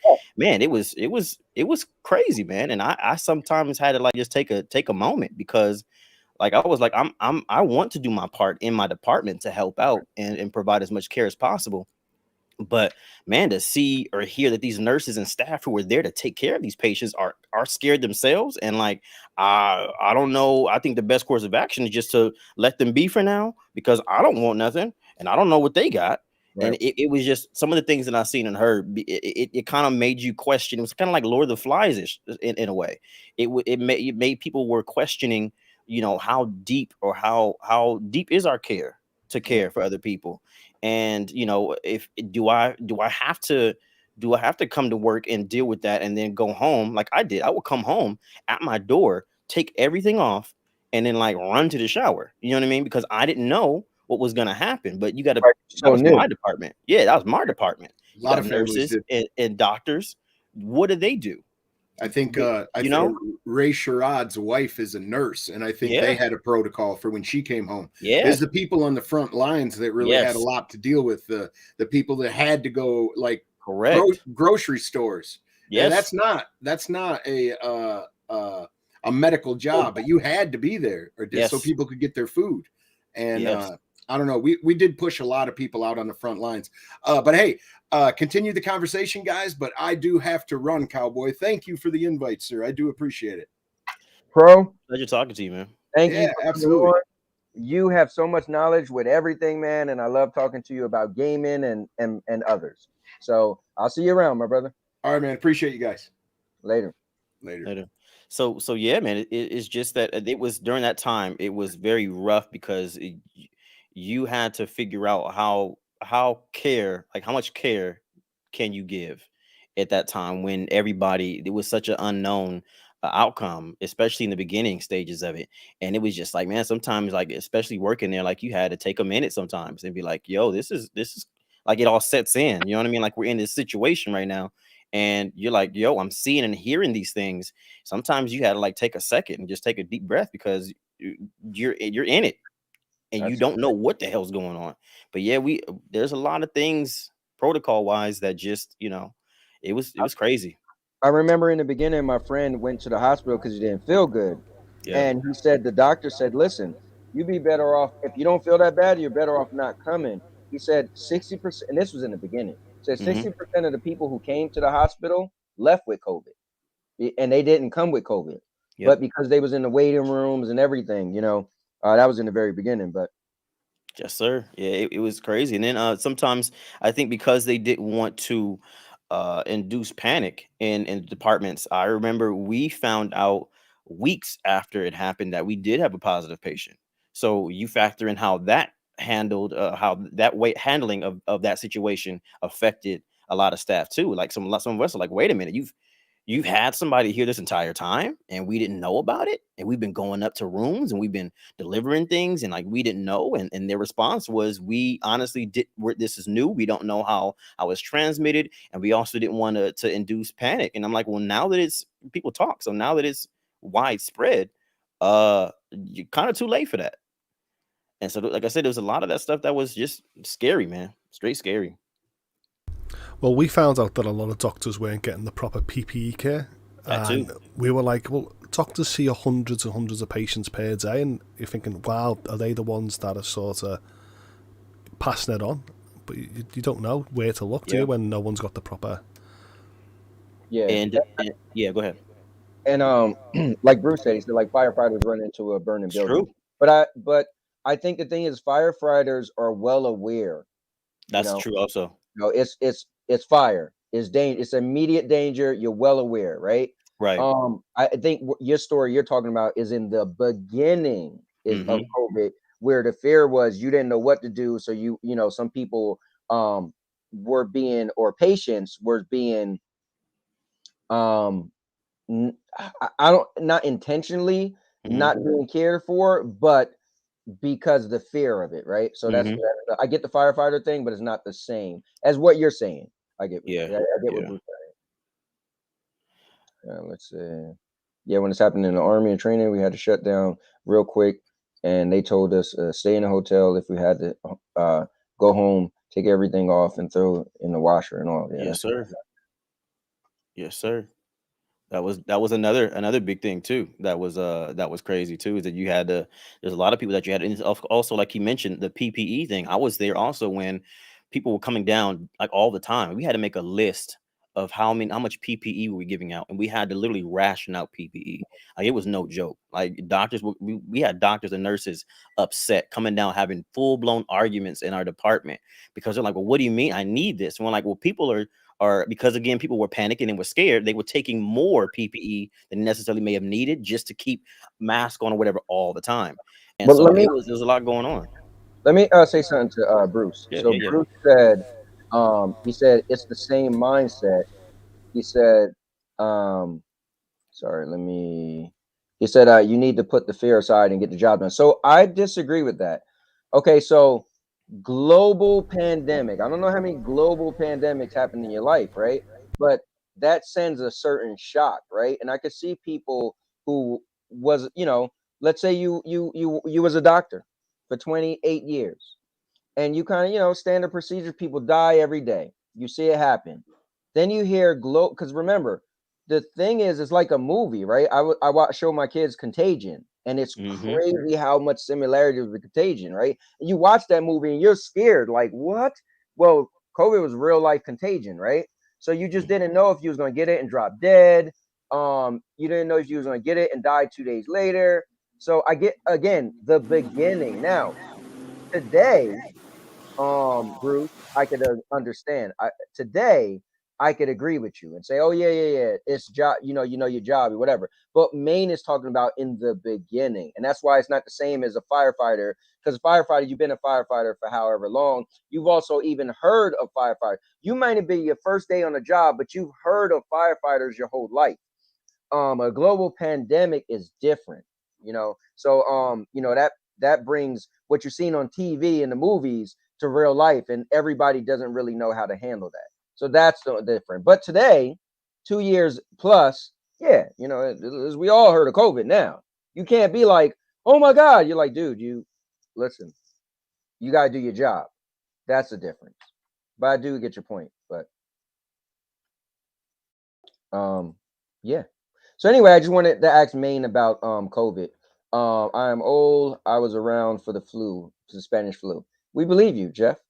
But now I want to move to ask Mayne about some relationships. So how long was your longest relationship not married? Not being married. My longest relationship probably before getting married was probably 4 years, I would say. Yeah, 4 years. Yeah. You know, it was a good time. I learned a lot about myself during that time, even in that relationship. But I think that during that time, while I was learning about myself during those 4 years, and also learning how to be, you know, together with somebody else, it propelled me in a way to be prepared for me then getting married. Yeah. Oh, real quick. He said the first responder still had to. No. Listen. I agree with you. Your job is your job. I don't care. You could been in the prison and Scarface just got put in there. It's Scarface, bro. That's your job. Global pandemic, that's your job. However, your mindset is this is something that probably hasn't happened in your lifetime. So it's different than anything else I could think of. You know what I'm saying? Because the fear is very different. Yes, go ahead. Well, here it's still fear, but it was called a pandemic, and now in the UK we're calling it endemic. We've sort of dropped it down by a tier, and a lot of people think just because it's been dropped by an endemic, it's less harmless. It's more, it's less harmless, and it's not dangerous as we would have been in a pandemic. But they're not pushing the message across that it's still dangerous to be in. But everyone's like, oh, it's coming down, don't worry about it. But it's when we're not being vigilant that it's going to go back up. Well, my hope is that Omicron sticks around and don't mutate in something worse, because Omicron is being known to be less severe. And so, you get a cold and you don't think like, oh, I got a cold. People still show up to work with a cold, right? So my hope is that maybe even the next variant is less potent than Omicron. Well, what I'm worried about, and I've seen this before, is the variants, is that when a certain country had it, it was not bad. And then when the Oxford variant came out, everyone thought the British variant was worse. Then when the Delta variant came out, people were saying, don't relate it to Africa. Don't relate it to this. So I'm worried that once tourism opens back up, will there be a strain that comes from that country and everyone will be feared, like the European strain, the Australian strain, the American strain? Will people be worried where to go in the future because of mixing the strain and getting a new variant? Right. I mean, that's the unseen. I think even Windstar said it's an unseen enemy. We just don't know, but I do get taking precautions may help a lot of things. I don't know, man. It's definitely a good point, but yeah, I don't know. But anyways, now that we got that out, we can move back to Mayne and his relationships. But he said 4 years was your longest not married. Okay, cool. Mm-hmm. Yeah. And Hoults, besides the women that Jeff wants you to see, what was your longest relationship? Well, you're not married, but no, I was saying I said 3 years. Okay. Gotcha. I've never in my multiple relationships, I've never went past that since a teenager. Okay. So it's not that it's just been bad. It's just because her decision or my decision, it's just not stuck. Right. We just grown as people, and I don't dislike my exes. It just felt like that when I look back now. It wasn't a pinnacle. It was love at that point, but maybe it was puppy love or first love. So there was different types of love, but I wouldn't sit there and say it was a love where I would actually get down on one knee and propose to her. So I've never been to that stage. Maybe if it all worked out, maybe I would have married one of them. But when I look back now, I think they weren't the right person for me to ever consider family commitments, life partners. And I'm pretty sure if you ask my exes right now, they'll probably say exactly the same to me. Oh no, I'd be like, Hoults was the one that got away. Yeah. Hey, Hoults, the accent guy. Yeah, he's like that accent guy got away, and I heard he's in the clouds these days. In the cloud 9. Yeah, everyone loves Hoults' voice. I won't tell a actual story, but they love Hoults' voice, man. It's cool. I will say, Hoults, that I heard what you were saying about kids and marriage and everything. And as somebody who's been married and has kids, I also am not one of those people who believe in pushing that agenda onto people, because you hear some people saying, oh, well, being a parent is great, being married is great. I'm more of, while I enjoy my life and I enjoy being a father and I enjoy being a husband, I understand that everybody else has their own choices and they can make their own decision. I told somebody once, as far as like when it came to women, and some people, even my wife and I had a discussion about women telling other women they should have kids and things like that. My response was, we may have reproductive organs. That doesn't mean that we have to use them as such. Right. You know what I mean? So I kind of stand by that. I'm not going to force somebody into it. They ask me my opinion about it, I'll give it, but I'm not going to be like, yeah, you should do it. If it doesn't work for you, if your ideology is different, hey, man, it's all good too. From different ideologies from different countries, I've got someone special in my life, and she lives in Japan, and she was telling me about her Eastern beliefs, and she believed exactly the same. She admits it, but society's pressure was that you have to be married with kids by 25, and if you weren't married by 25, you were deemed a loser, and they used the word Christmas cake because no one wants Christmas cake after the 25th. So she was telling me that so when she was a lot younger, she put values into beauty, find a husband, find kids, and because in the end she didn't get married before 25, she sort of fell in the same norm that she was putting on other people. And now she's 32 now, she feels it's unacceptable that society allowed young women and young men to put these pressures on other people. And now she tells us, and we're like, oh yeah, you can fall in love at any time. I know having healthy kids at a certain age before conditions happen, but you can fall in love with marriage at any time. You could have the perfect marriage at 50 and go into your old age happy for 40 years if you wanted to. So when I was explaining to her, she was like, yeah, I understand that, but I can't believe that my society and other people's society put that pressure on us. So now I look back and I hope that I'm not called a incel or a sad single person or a loser. I hope people are not saying that, but I know that in certain cultures people will be saying that, and I'm like, okay, I'll have it when I meet the right person who wants to be my life partner. Dude, let me just say, they got sorry. I'm just messing with this thing, bro. I see. Yo, this thing. It's nice. Okay, I'm sorry. Oh, you all right?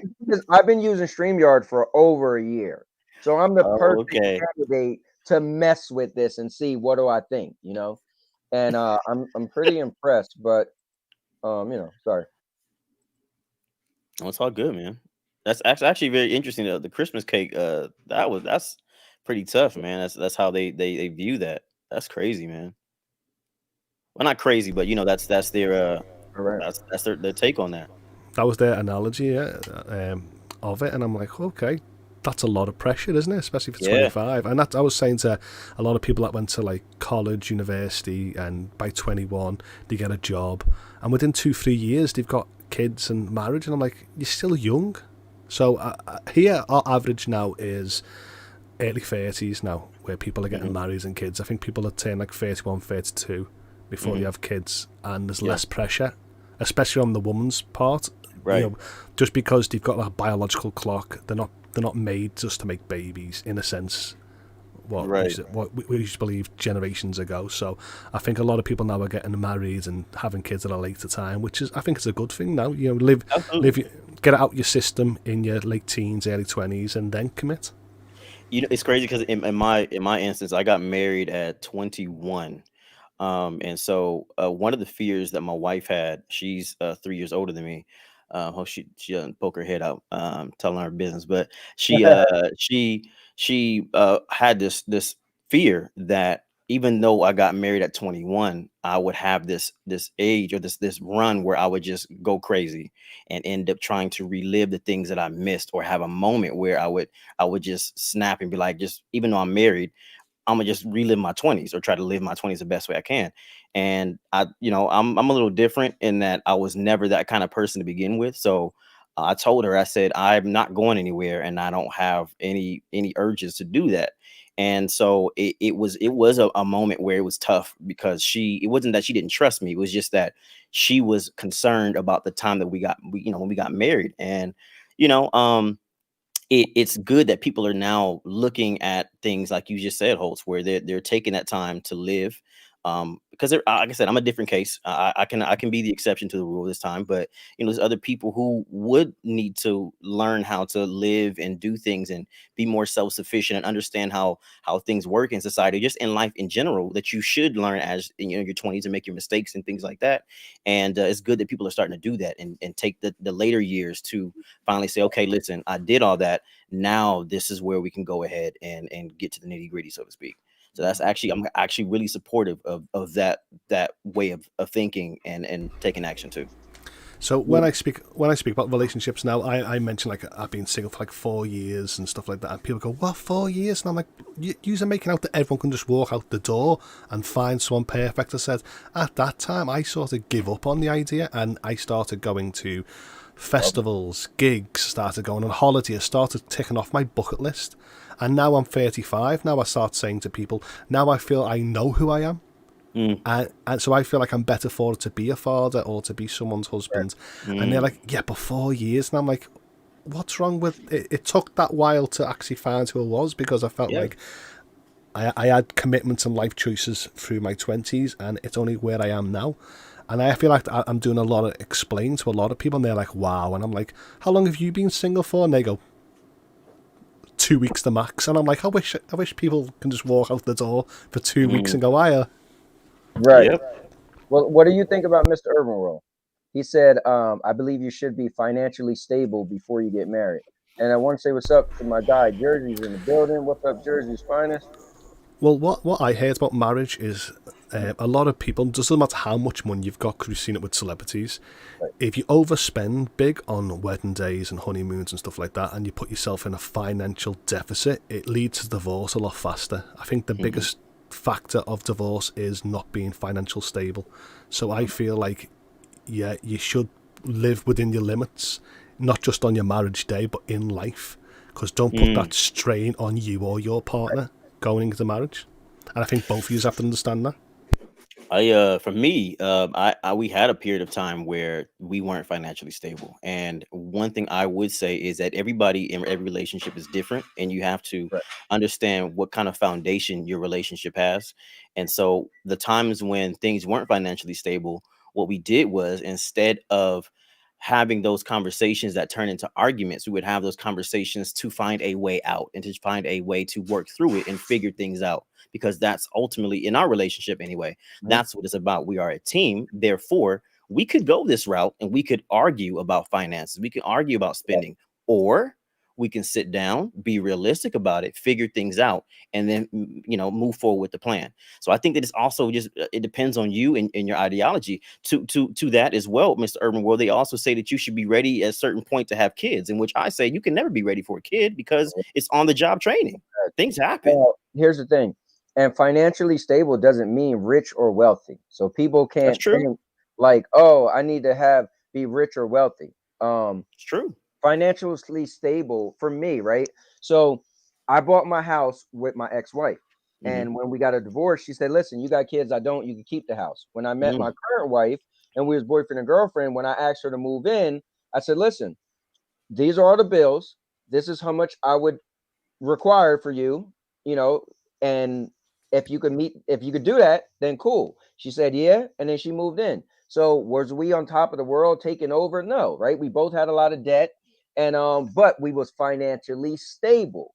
We wasn't wealthy at all, right? We didn't have as much money as we have now, but we came together and made sure we could pay our bills, so we was financially stable. And I think a lot of people don't realize, especially younger people too, the word debt, right?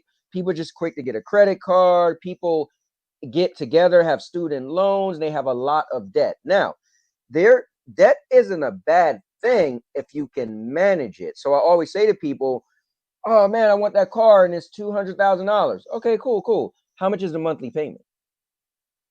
Because can you even, oh no, I could, the 200,000 doesn't be that bad, because over time, well, can you handle that monthly payment? And people get mad at credit cards. Oh, I always see the stuff where get out of debt, the evil credit cards. So you didn't know the APR was 13.99? I'm pretty sure you did.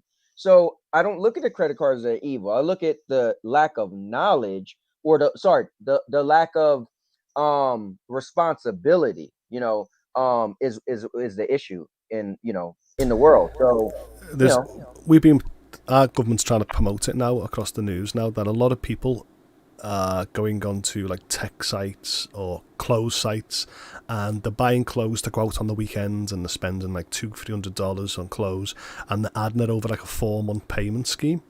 But then each time they put money on, they're doing it again, and they're always staying in the negative. They're never considering to pay it off. So they're having the time of their life, and then not worrying about the future. And then when they're in debt, they're like, oh yeah, no one forewarned me. And it's like, you did. You just didn't read the terms properly. That's right. Yeah. Jersey said, yep, you got 3 kids and it's tough. Yeah, man. I got 3 as well, man. It's work, but that's life, man. You sometimes you make the decisions and you gotta stick with them. Yeah. Listen. Go ahead. No, I was gonna say is I got 4 kids now. Obviously, 3 of my kids are adults now, but eventually I got full custody of all my 3 kids, and then I had years later I had another child, and eventually I got full custody of her down the road. So, you just do your thing, you do what you can, but it's foolish to just run out and have a kid unless you really think of it. But I think what you said is perfect to put the nail on the head. You have no clue what's going to happen when you have a child. That's uncharted territory. I But don't care if your mom, your dad, everybody's tell you or there for you. It's your responsibility. And it's just like marriage. People think, oh, I'm going to marry her and we're going to have less problems. No, the marriage is an entitlement. And that means if your girl annoyed you because she got tired of you playing video games when you was girlfriend and boyfriend, it's going to really annoy you when she's your wife, because you were what like, yo, what the hell? I married you. You still nagging? Yeah, she's still nagging. That didn't change. And now I feel you like even more mad. I wind people up just being single, because like I come from a family where I've got like loads of aunties and uncles, and they were always like the cool auntie and uncles, and some of our friends were cousins, and my mum's beliefs has always kept us close as my siblings. And you know, over the years of me being without kids, I've been around my niece and nephews and raised them. I'm like the cool uncle now, and every time I'm being the cool uncle, there's always like women in my life going, "Oh, you'd be cool as being a dad. Do you want to be a dad?" And I wind people. I go, "No, why would I want that?" And they look at me like, huh? That's not the answer you want. And I'm like, no, I'm happy with my freedom. But a lot of people look at me going, you're not supposed to say that. I'm like, I can say it as long as I need to say it. Absolutely nothing wrong with that at all, man. And that's why I tell people all the time, as a married man and with kids, live your life.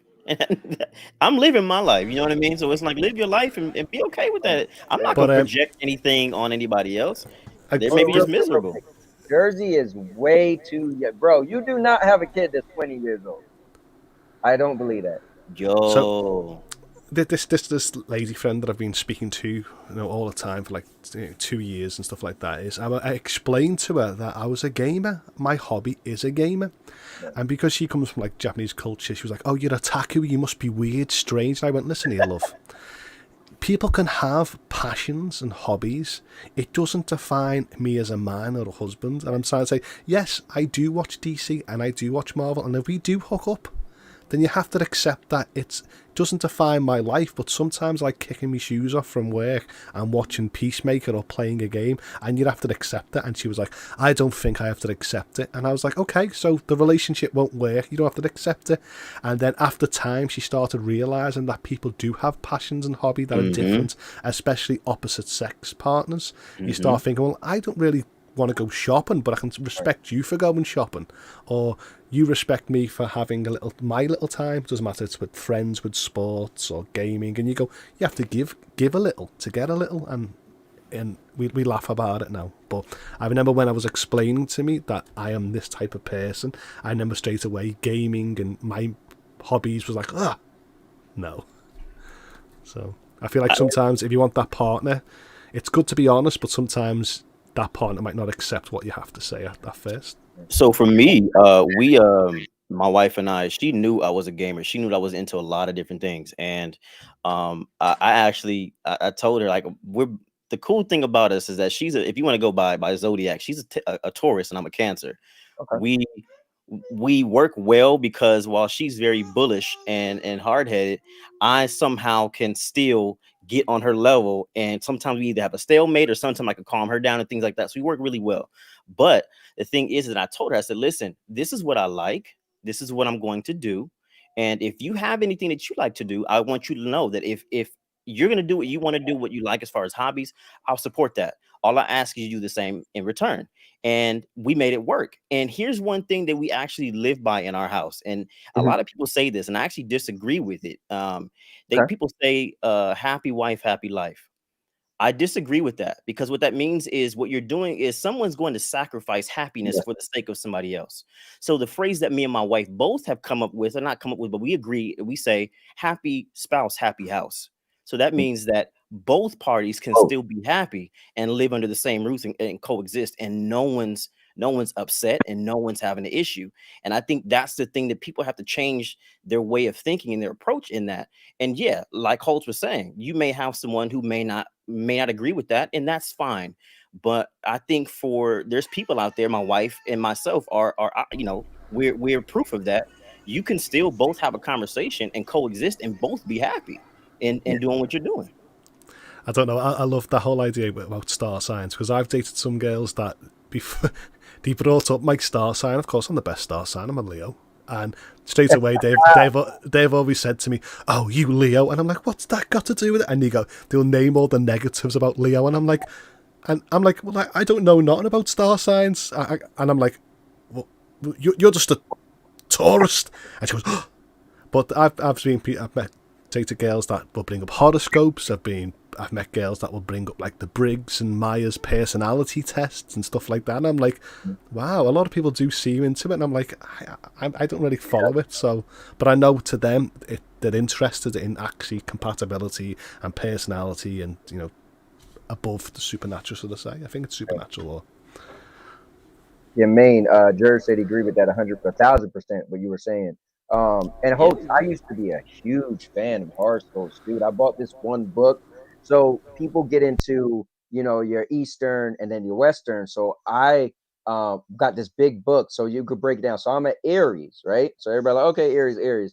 But I'm an Aries dragon. So I figured out, so both sides. And then you could look, okay, I'm an Aries dragon. So then what's the sign of both signs that would fit more with me because I'm an Aries dragon and not just because I'm an Aries or I was a dragon. I used to be diehard into horoscopes, man. It was an obsession for some years. But probably 20 years. Because I've just mentioned Eastern again, I found it funny that certain cultures actually take serious your blood type.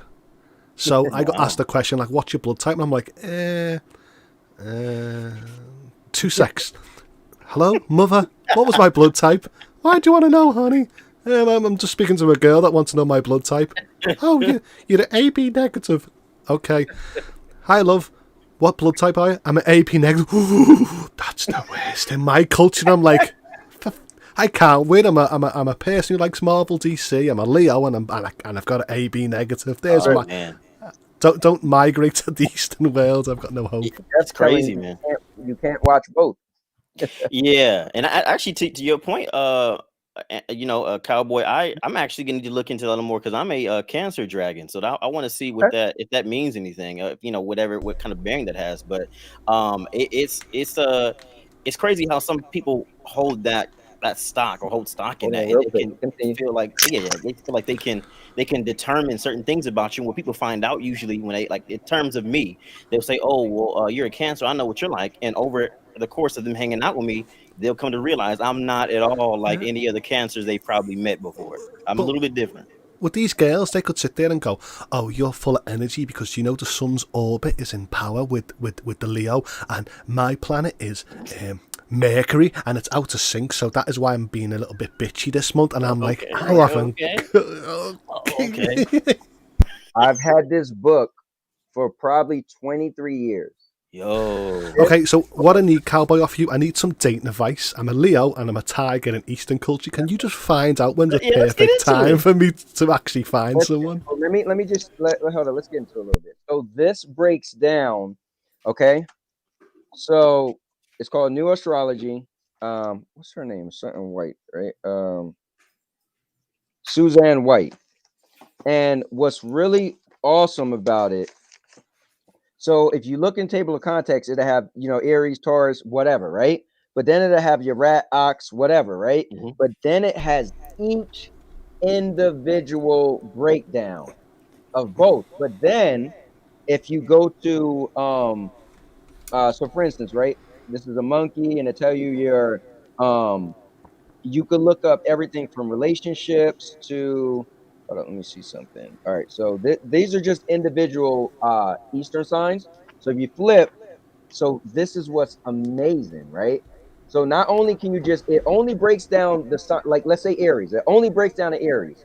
Then you could flip to dragon, but then you could find Aries dragons. So for instance, let's see. Well, this year is the year of the Tiger, which is my year as well. 86 was the year of the Tiger. So technically speaking, if we come back in topic 12 months from now, you're like, "Hoults, you're married?" I'm like, "Yes, it was my year of the Tiger, baby." Well, listen, and that doesn't mean getting married is always a great thing. But anyway. Okay, so filthy rich. I'll take filthy rich instead. Then I'll have that one. And a year later, you'll be a crackhead because you was rich.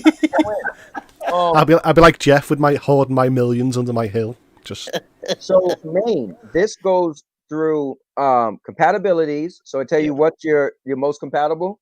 It tells you home and family, right? It'll break down home and family, profession. Wow.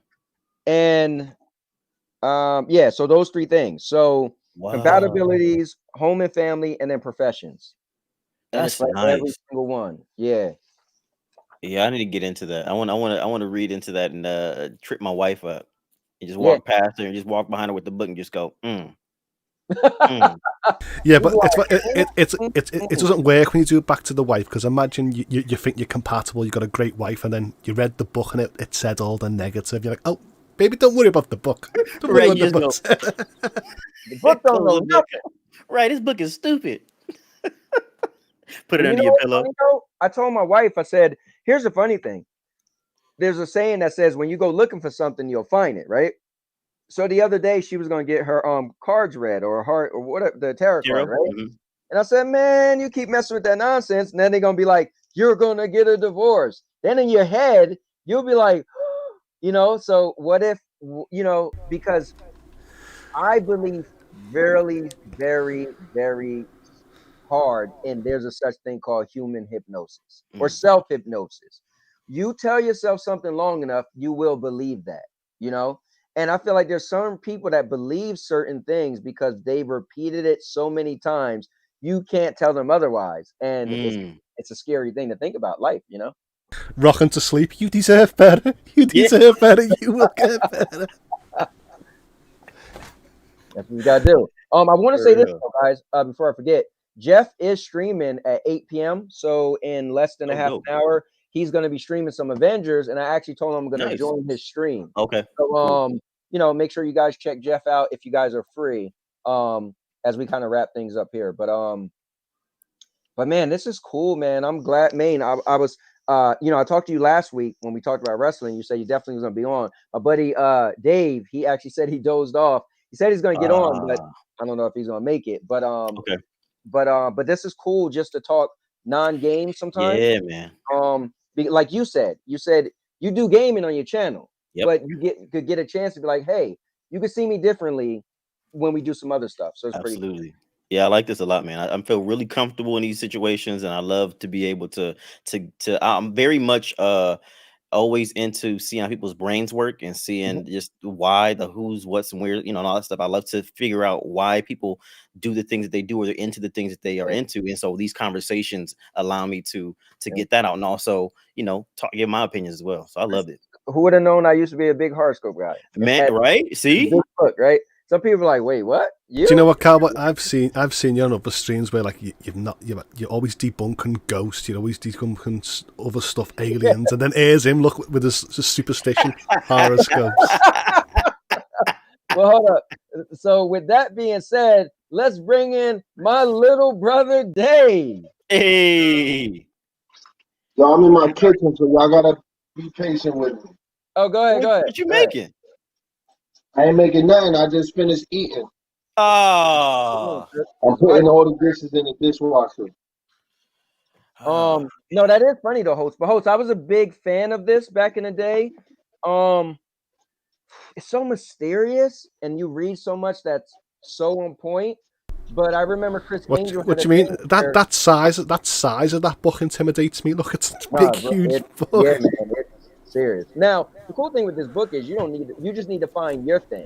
Like whatever you want to know. Like, let's say Mayne said, when was my wife? This is when my wife was born. What is she in the Eastern? What is she in Western? And then find out, her Eastern and Western. And I'm just curious if it got mine. I mean, I could look at it. It's like a Goosebumps Choose Your Own Adventure book. Okay, Cowboy. So you said that you married, and you say you used to dance with the girls. Have you ever came home, been interested with a girl, and accidentally you picked up the book just to have a little scout? While she's in the bathroom.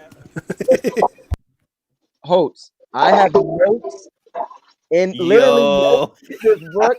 Trust me, there's girls in my life where I was like, "Hold up, she's this," and I have notes like. So yes, I did that. I was like, I wonder why this didn't work out, and I wonder. I mean, I just love that you could implement it in his chat up lines. What, you're Aries, really? Right. Well, I studied that part yesterday. And they I tell feel him like something else that's bad, and he just turns on and just walks away. Just okay. you're right, like, well, you know what? Because you get the stigmata, right? Like Yeah. I've always heard like Gemini was not the ones to be with, right? So if I would ever ask a girl, "Hey, what's your sign?" She said a Gemini, I'd literally be like, I don't know if I could date her just because she's a Gemini. I dated the That's Gemini. not true because my wife is a Gemini. Oh man, Mayne. Oh Mayne, did you hear me though? Yeah, I did. Yeah. I got my Okay. daughter starting to cry a little bit. She's upset. My wife just disappeared on her. Oh, well, look. So Dave said his wife's a Gemini. She is a sweetheart, but they say Gemini's had the two sides. So she probably, when we came and visited her and met her for the first time, Dave, and we left, she Just don't probably call them two-faced. grab those mother. You know. They're definitely not Two-Face. Definitely not Two-Face. It's just they switch up on you. That's all. Gotcha. I'm only saying that because my ex was a Gemini, so bringing a bit of humour. Hey man, just saying. Let me see what is Jeff saying. You got He just said, you gotta stay on your toes. That's all. he said, "You want me to send you the book that explains how all of this is false and fake?" Oh man, hold on, what he said? What does the psychics come on the stream? So here's what's cool though, man. I did 2 episodes. I started a new show, and I gotta do episode 3, but it's called Unreal Stories. Do you believe? And so I wanted to compile like ghost stories. So Hoults, you seen it, and so I had a medium on there, the one episode. But yeah, the next episode we're going to talk about aliens and UFOs and all that stuff. Then we're going to have one topic where we talk about religious beliefs for life after death. So we got a bunch of, we're going to talk about cults. We got a bunch of crazy stuff we want to go over. But I need to schedule the next one. I'm down with all that. I can see the book of Jeff, falseness, theories of Jeff. Yeah, right. He'd be selling it to you. I would love to I want to interview Jeff, man. Jeff is such an interesting guy. Like, I want to ask him the tough questions. I want to dissect Jeff. He's such an interesting guy. He's like Dexter wants to dissect me here. Jeff's like, don't come round here. Because Jeff is older, right? And he's like, he has so much life, man. Jeff like inspires me, man. Like Jeff just don't care about nothing. He's an a-hole, but he inspires me. He just lives life and just like, whatever, man. I don't care what nobody got to say. Like, he doesn't let the world tell him he needs to be this or be that. It's pretty cool, man. You know, and he's like 85. So to be that age and you know, it's pretty cool. Hey Dave, what's up, man? I tell you, I'm putting the dishwasher. You must have had a lot of dishes, man. It's only Nice like vent you got there, bro. The sink was full, my man. Slow down.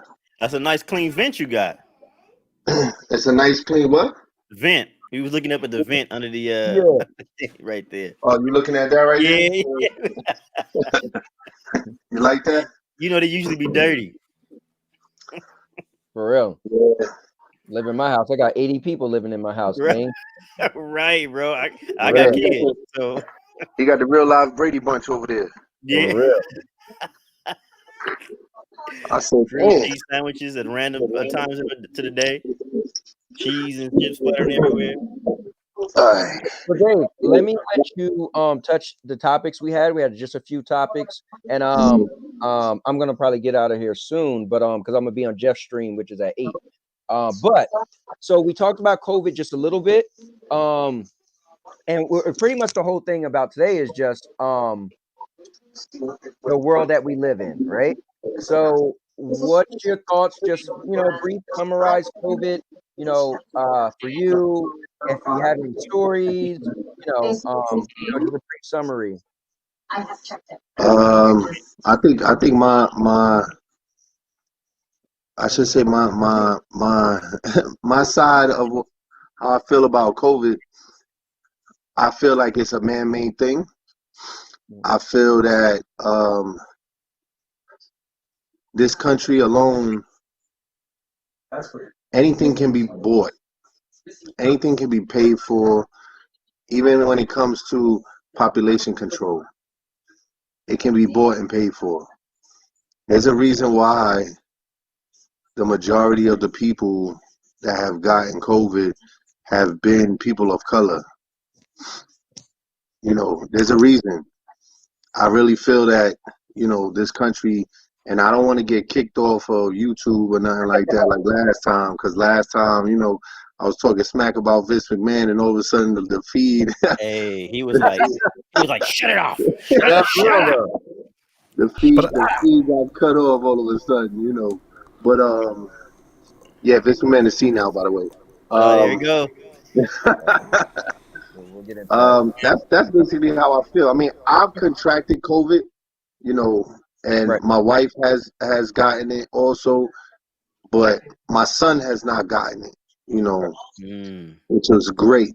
You know, he still to this day hasn't, you know, contracted it, and I'm happy about that.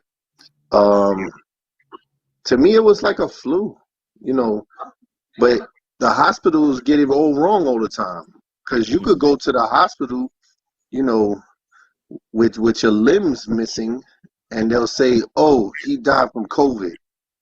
Yep. You know what I'm saying? It's like he got his arm cut off, but he died from COVID.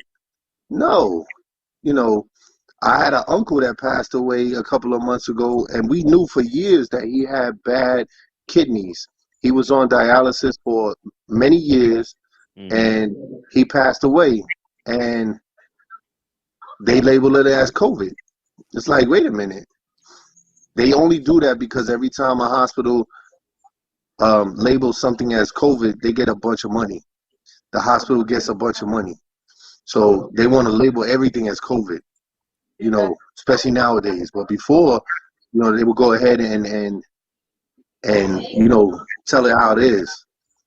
But, you know, but that's my take on COVID. I think it's a man-made issue, but you know, apparently it's heavily what's the word? It's heavily contagious. You know, you got to be careful with it, you know that. But it's like, okay, but there's some people out there that have never gotten it, Right. and they're always around. Like last year, I was around 4 people that had gotten COVID, and I was good the whole time. Me, my partner was good. You know, we were good. It wasn't until like a month ago that I caught it. So all this time, you know, without COVID, and all of a sudden I got it. But it is what it is. All right, so let's switch gears. What's the longest relationship? How long? No, you know, how long is your longest relationship that you wasn't married? That I wasn't married. How long were you in a relationship, like years or days or whatever, that you wasn't married?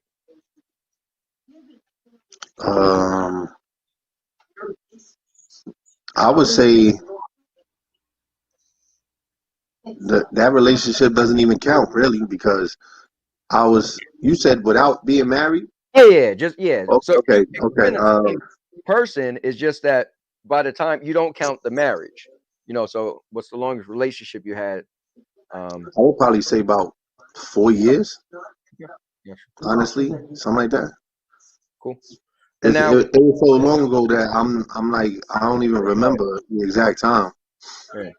Now, we were having a conversation. We were kind of talking about marriage and life and stuff. Do you have any advice you want to give, like as far as like because what we were saying, Mayne had a good point. He was like, the world will tell you you need to get married, you need to have kids, blah blah blah. And he was like, listen, don't let anybody tell you to do all that. You have to feel it and know it, and you still don't know it until it happens. Is there anything you have on the subject of life, or you know, adulthood? Now let me go back to my first marriage. My first marriage, I was so infatuated by how she looked and her style and this, that, and the third, and oh my God, you know, and it was like all she cared about was the thought of a wedding. Okay. She forgot that you're only a bride for one day, but you're a wife for life. Right. You know, and she was, put it like this: marry somebody that loves you like you love them. Period. Because if you bend over backwards for someone and they're not willing to bend over backwards for you, don't do it. You know, that's how I feel.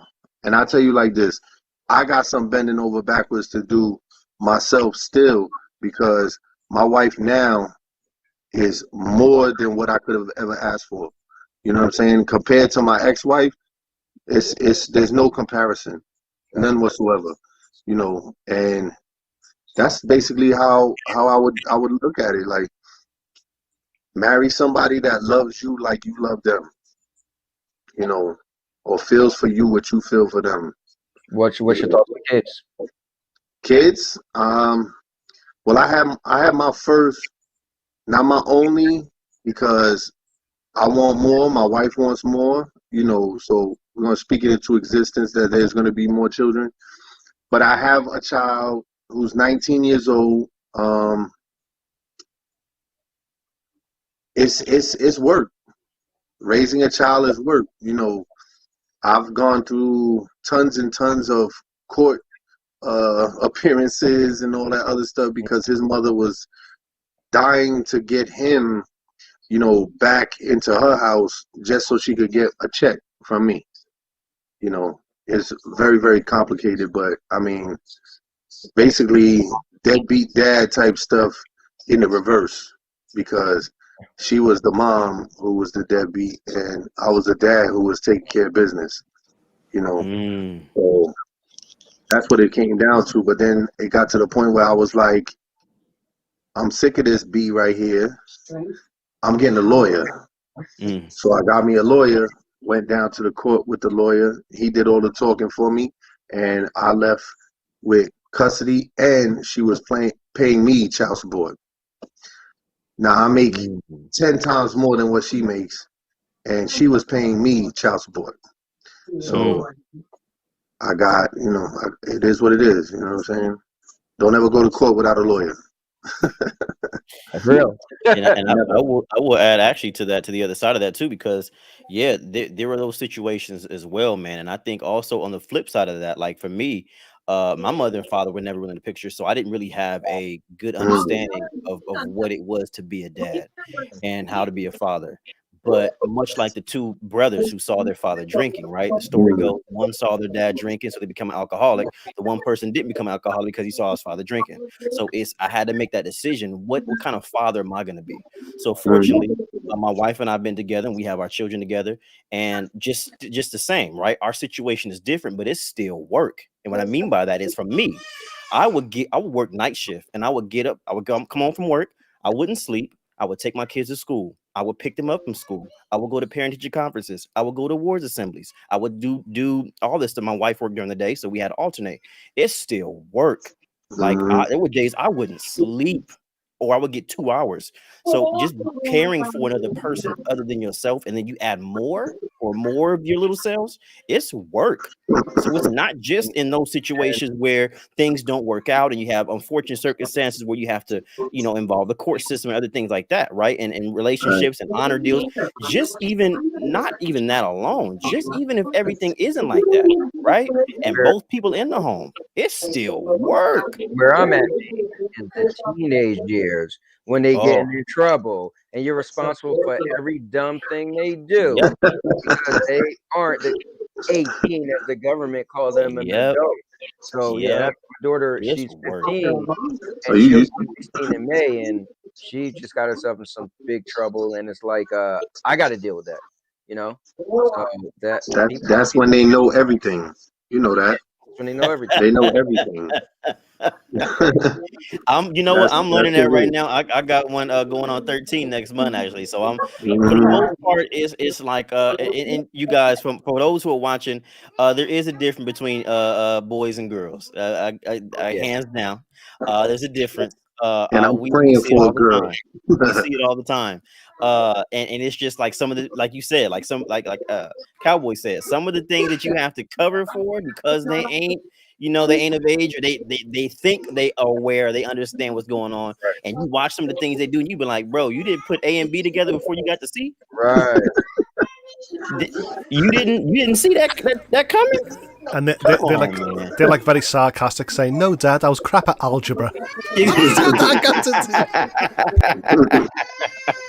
So yeah, and then you got that in the background. You got a 2-year-old. It's work all the time. But for me, I'm very, very proud and very, very glad that I didn't turn out like my father was. Not no disrespect, but that's one thing that I honestly am proud of, is that yes, parenting is work and sometimes it's hard, but you always have a chance to do it your way and work it out however it makes sense to you. So I'm proud to be a father, and it's one of the things that, like, as far as I'm concerned, you can hang my jersey up, because I done it all and I did it all. And like, real quick story, actually, my daughter is the first female in our family since my mother was born. And so there's been, my grandfather has 10 grandchildren, and my daughter is the 10th. All the rest of them boys. So when I hang my jersey up, I've done it. I've been the first. I'm the first of these grandchildren. I'm number one. I came before everybody. So the fact that I got married first, I had 3 children first, I moved out of the house first, I had my daughter first. I'm like, that's why I say hang my jersey up. And the things that I do, man, you're gonna give me my props, hands down. But it's work. It's work. God, it's work. But the reward is great. You know what I'm saying? The reward is great. You know what I'm saying? So worth it, man. Whether your child is a knucklehead or not, it's still a reward. It's still a reward. Man. You know what I'm saying? Like, absolutely. I look at my son sometimes and I'll be like, man, can you put the controller down? Why are you always playing video games 24/7? Like, go outside. When I was growing up, Anthony knows, when I was growing up, yeah, man, we didn't have game consoles all over the place like that. We went outside. Yeah, we wanted to go out. What it is. Like, you had a love for getting out the house. Yeah. Nowadays, it's like, listen, just give me a comfortable chair like what Ant's sitting on right now, and give me a big screen TV with a PlayStation. I'm good. Or stream, Stadia. Right. When you're grounded, you missed your friends. Getting grounded these days, you go upstairs, turn your telly on, speak to them on Discord. Exactly, bro. I used to sit by my cage door. I can't come outside right now. So my daughter's in trouble right now, right? And I even, I took her phone and stuff, but I allow her to talk on Messenger. You know what I'm saying? Be right back. I limit what she could do. But it's like, dude, what parent am I? Now my older kids, they're in their 20s, so I was real stern. It's like I'm conforming to the world today. I've got a best friend of 31 years, and we joke around. He goes, "How are we still friends after 31 years?" And I said to him, "Because we were grounded for years." Right. Your mother and dad were always ground you, so every time you seen your friend, it was like after a year, "Hi, friend." A year, Jesus. I grew up in the day and age where I got beat. We ain't do groundings around here. You're gonna get tore up. So I was blessed in the. I was so afraid of getting tore up. You could have ground me. But yeah. Anyway, I want to cut this short because I know Jeff is going live in 2 minutes, and I promised him that I would play with him, and which is funny because Dave's gonna come back. I'm like, where's everybody go? But man, this has been cool.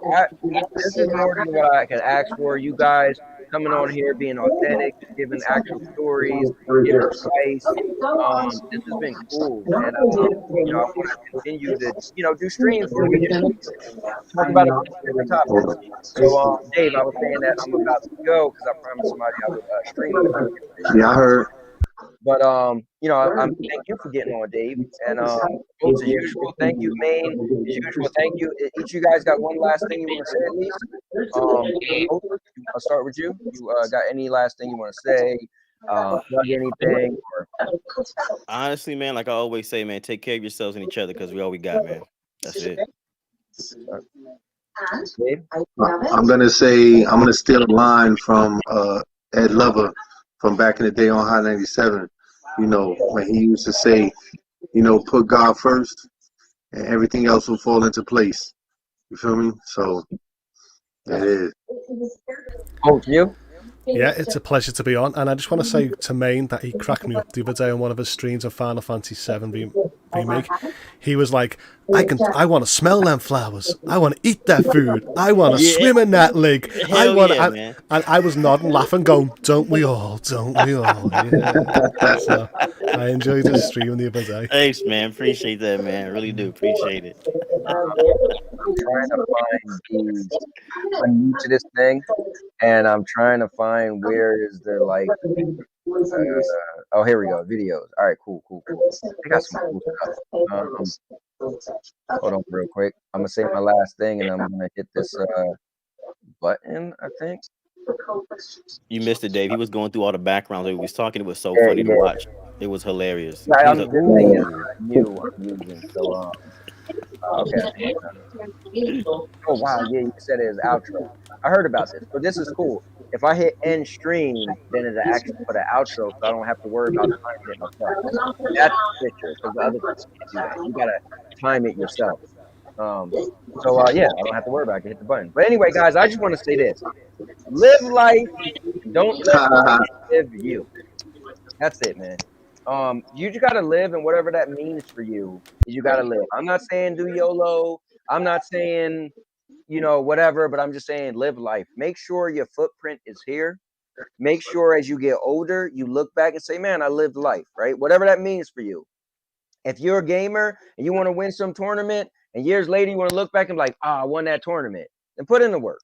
If you want to say, man, I was free, I was vicarious, I lived a good life, I didn't hurt anybody and harm anybody in the process, then live life.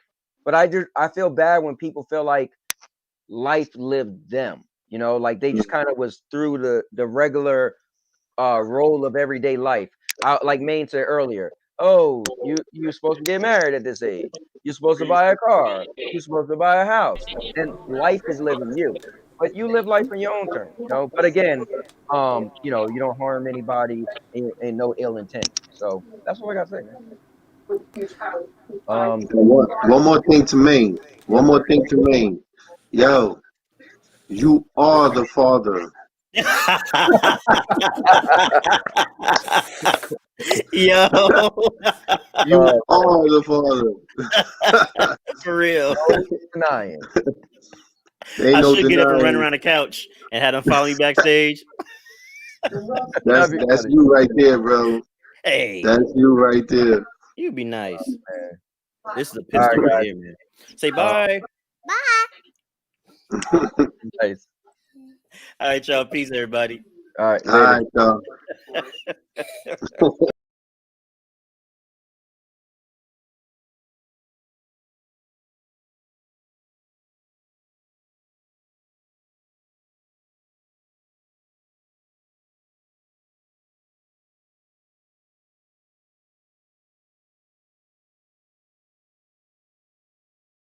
We have a pool in our kitchen, right in the way of everything. I won't lie, it's not that is actually pretty cool.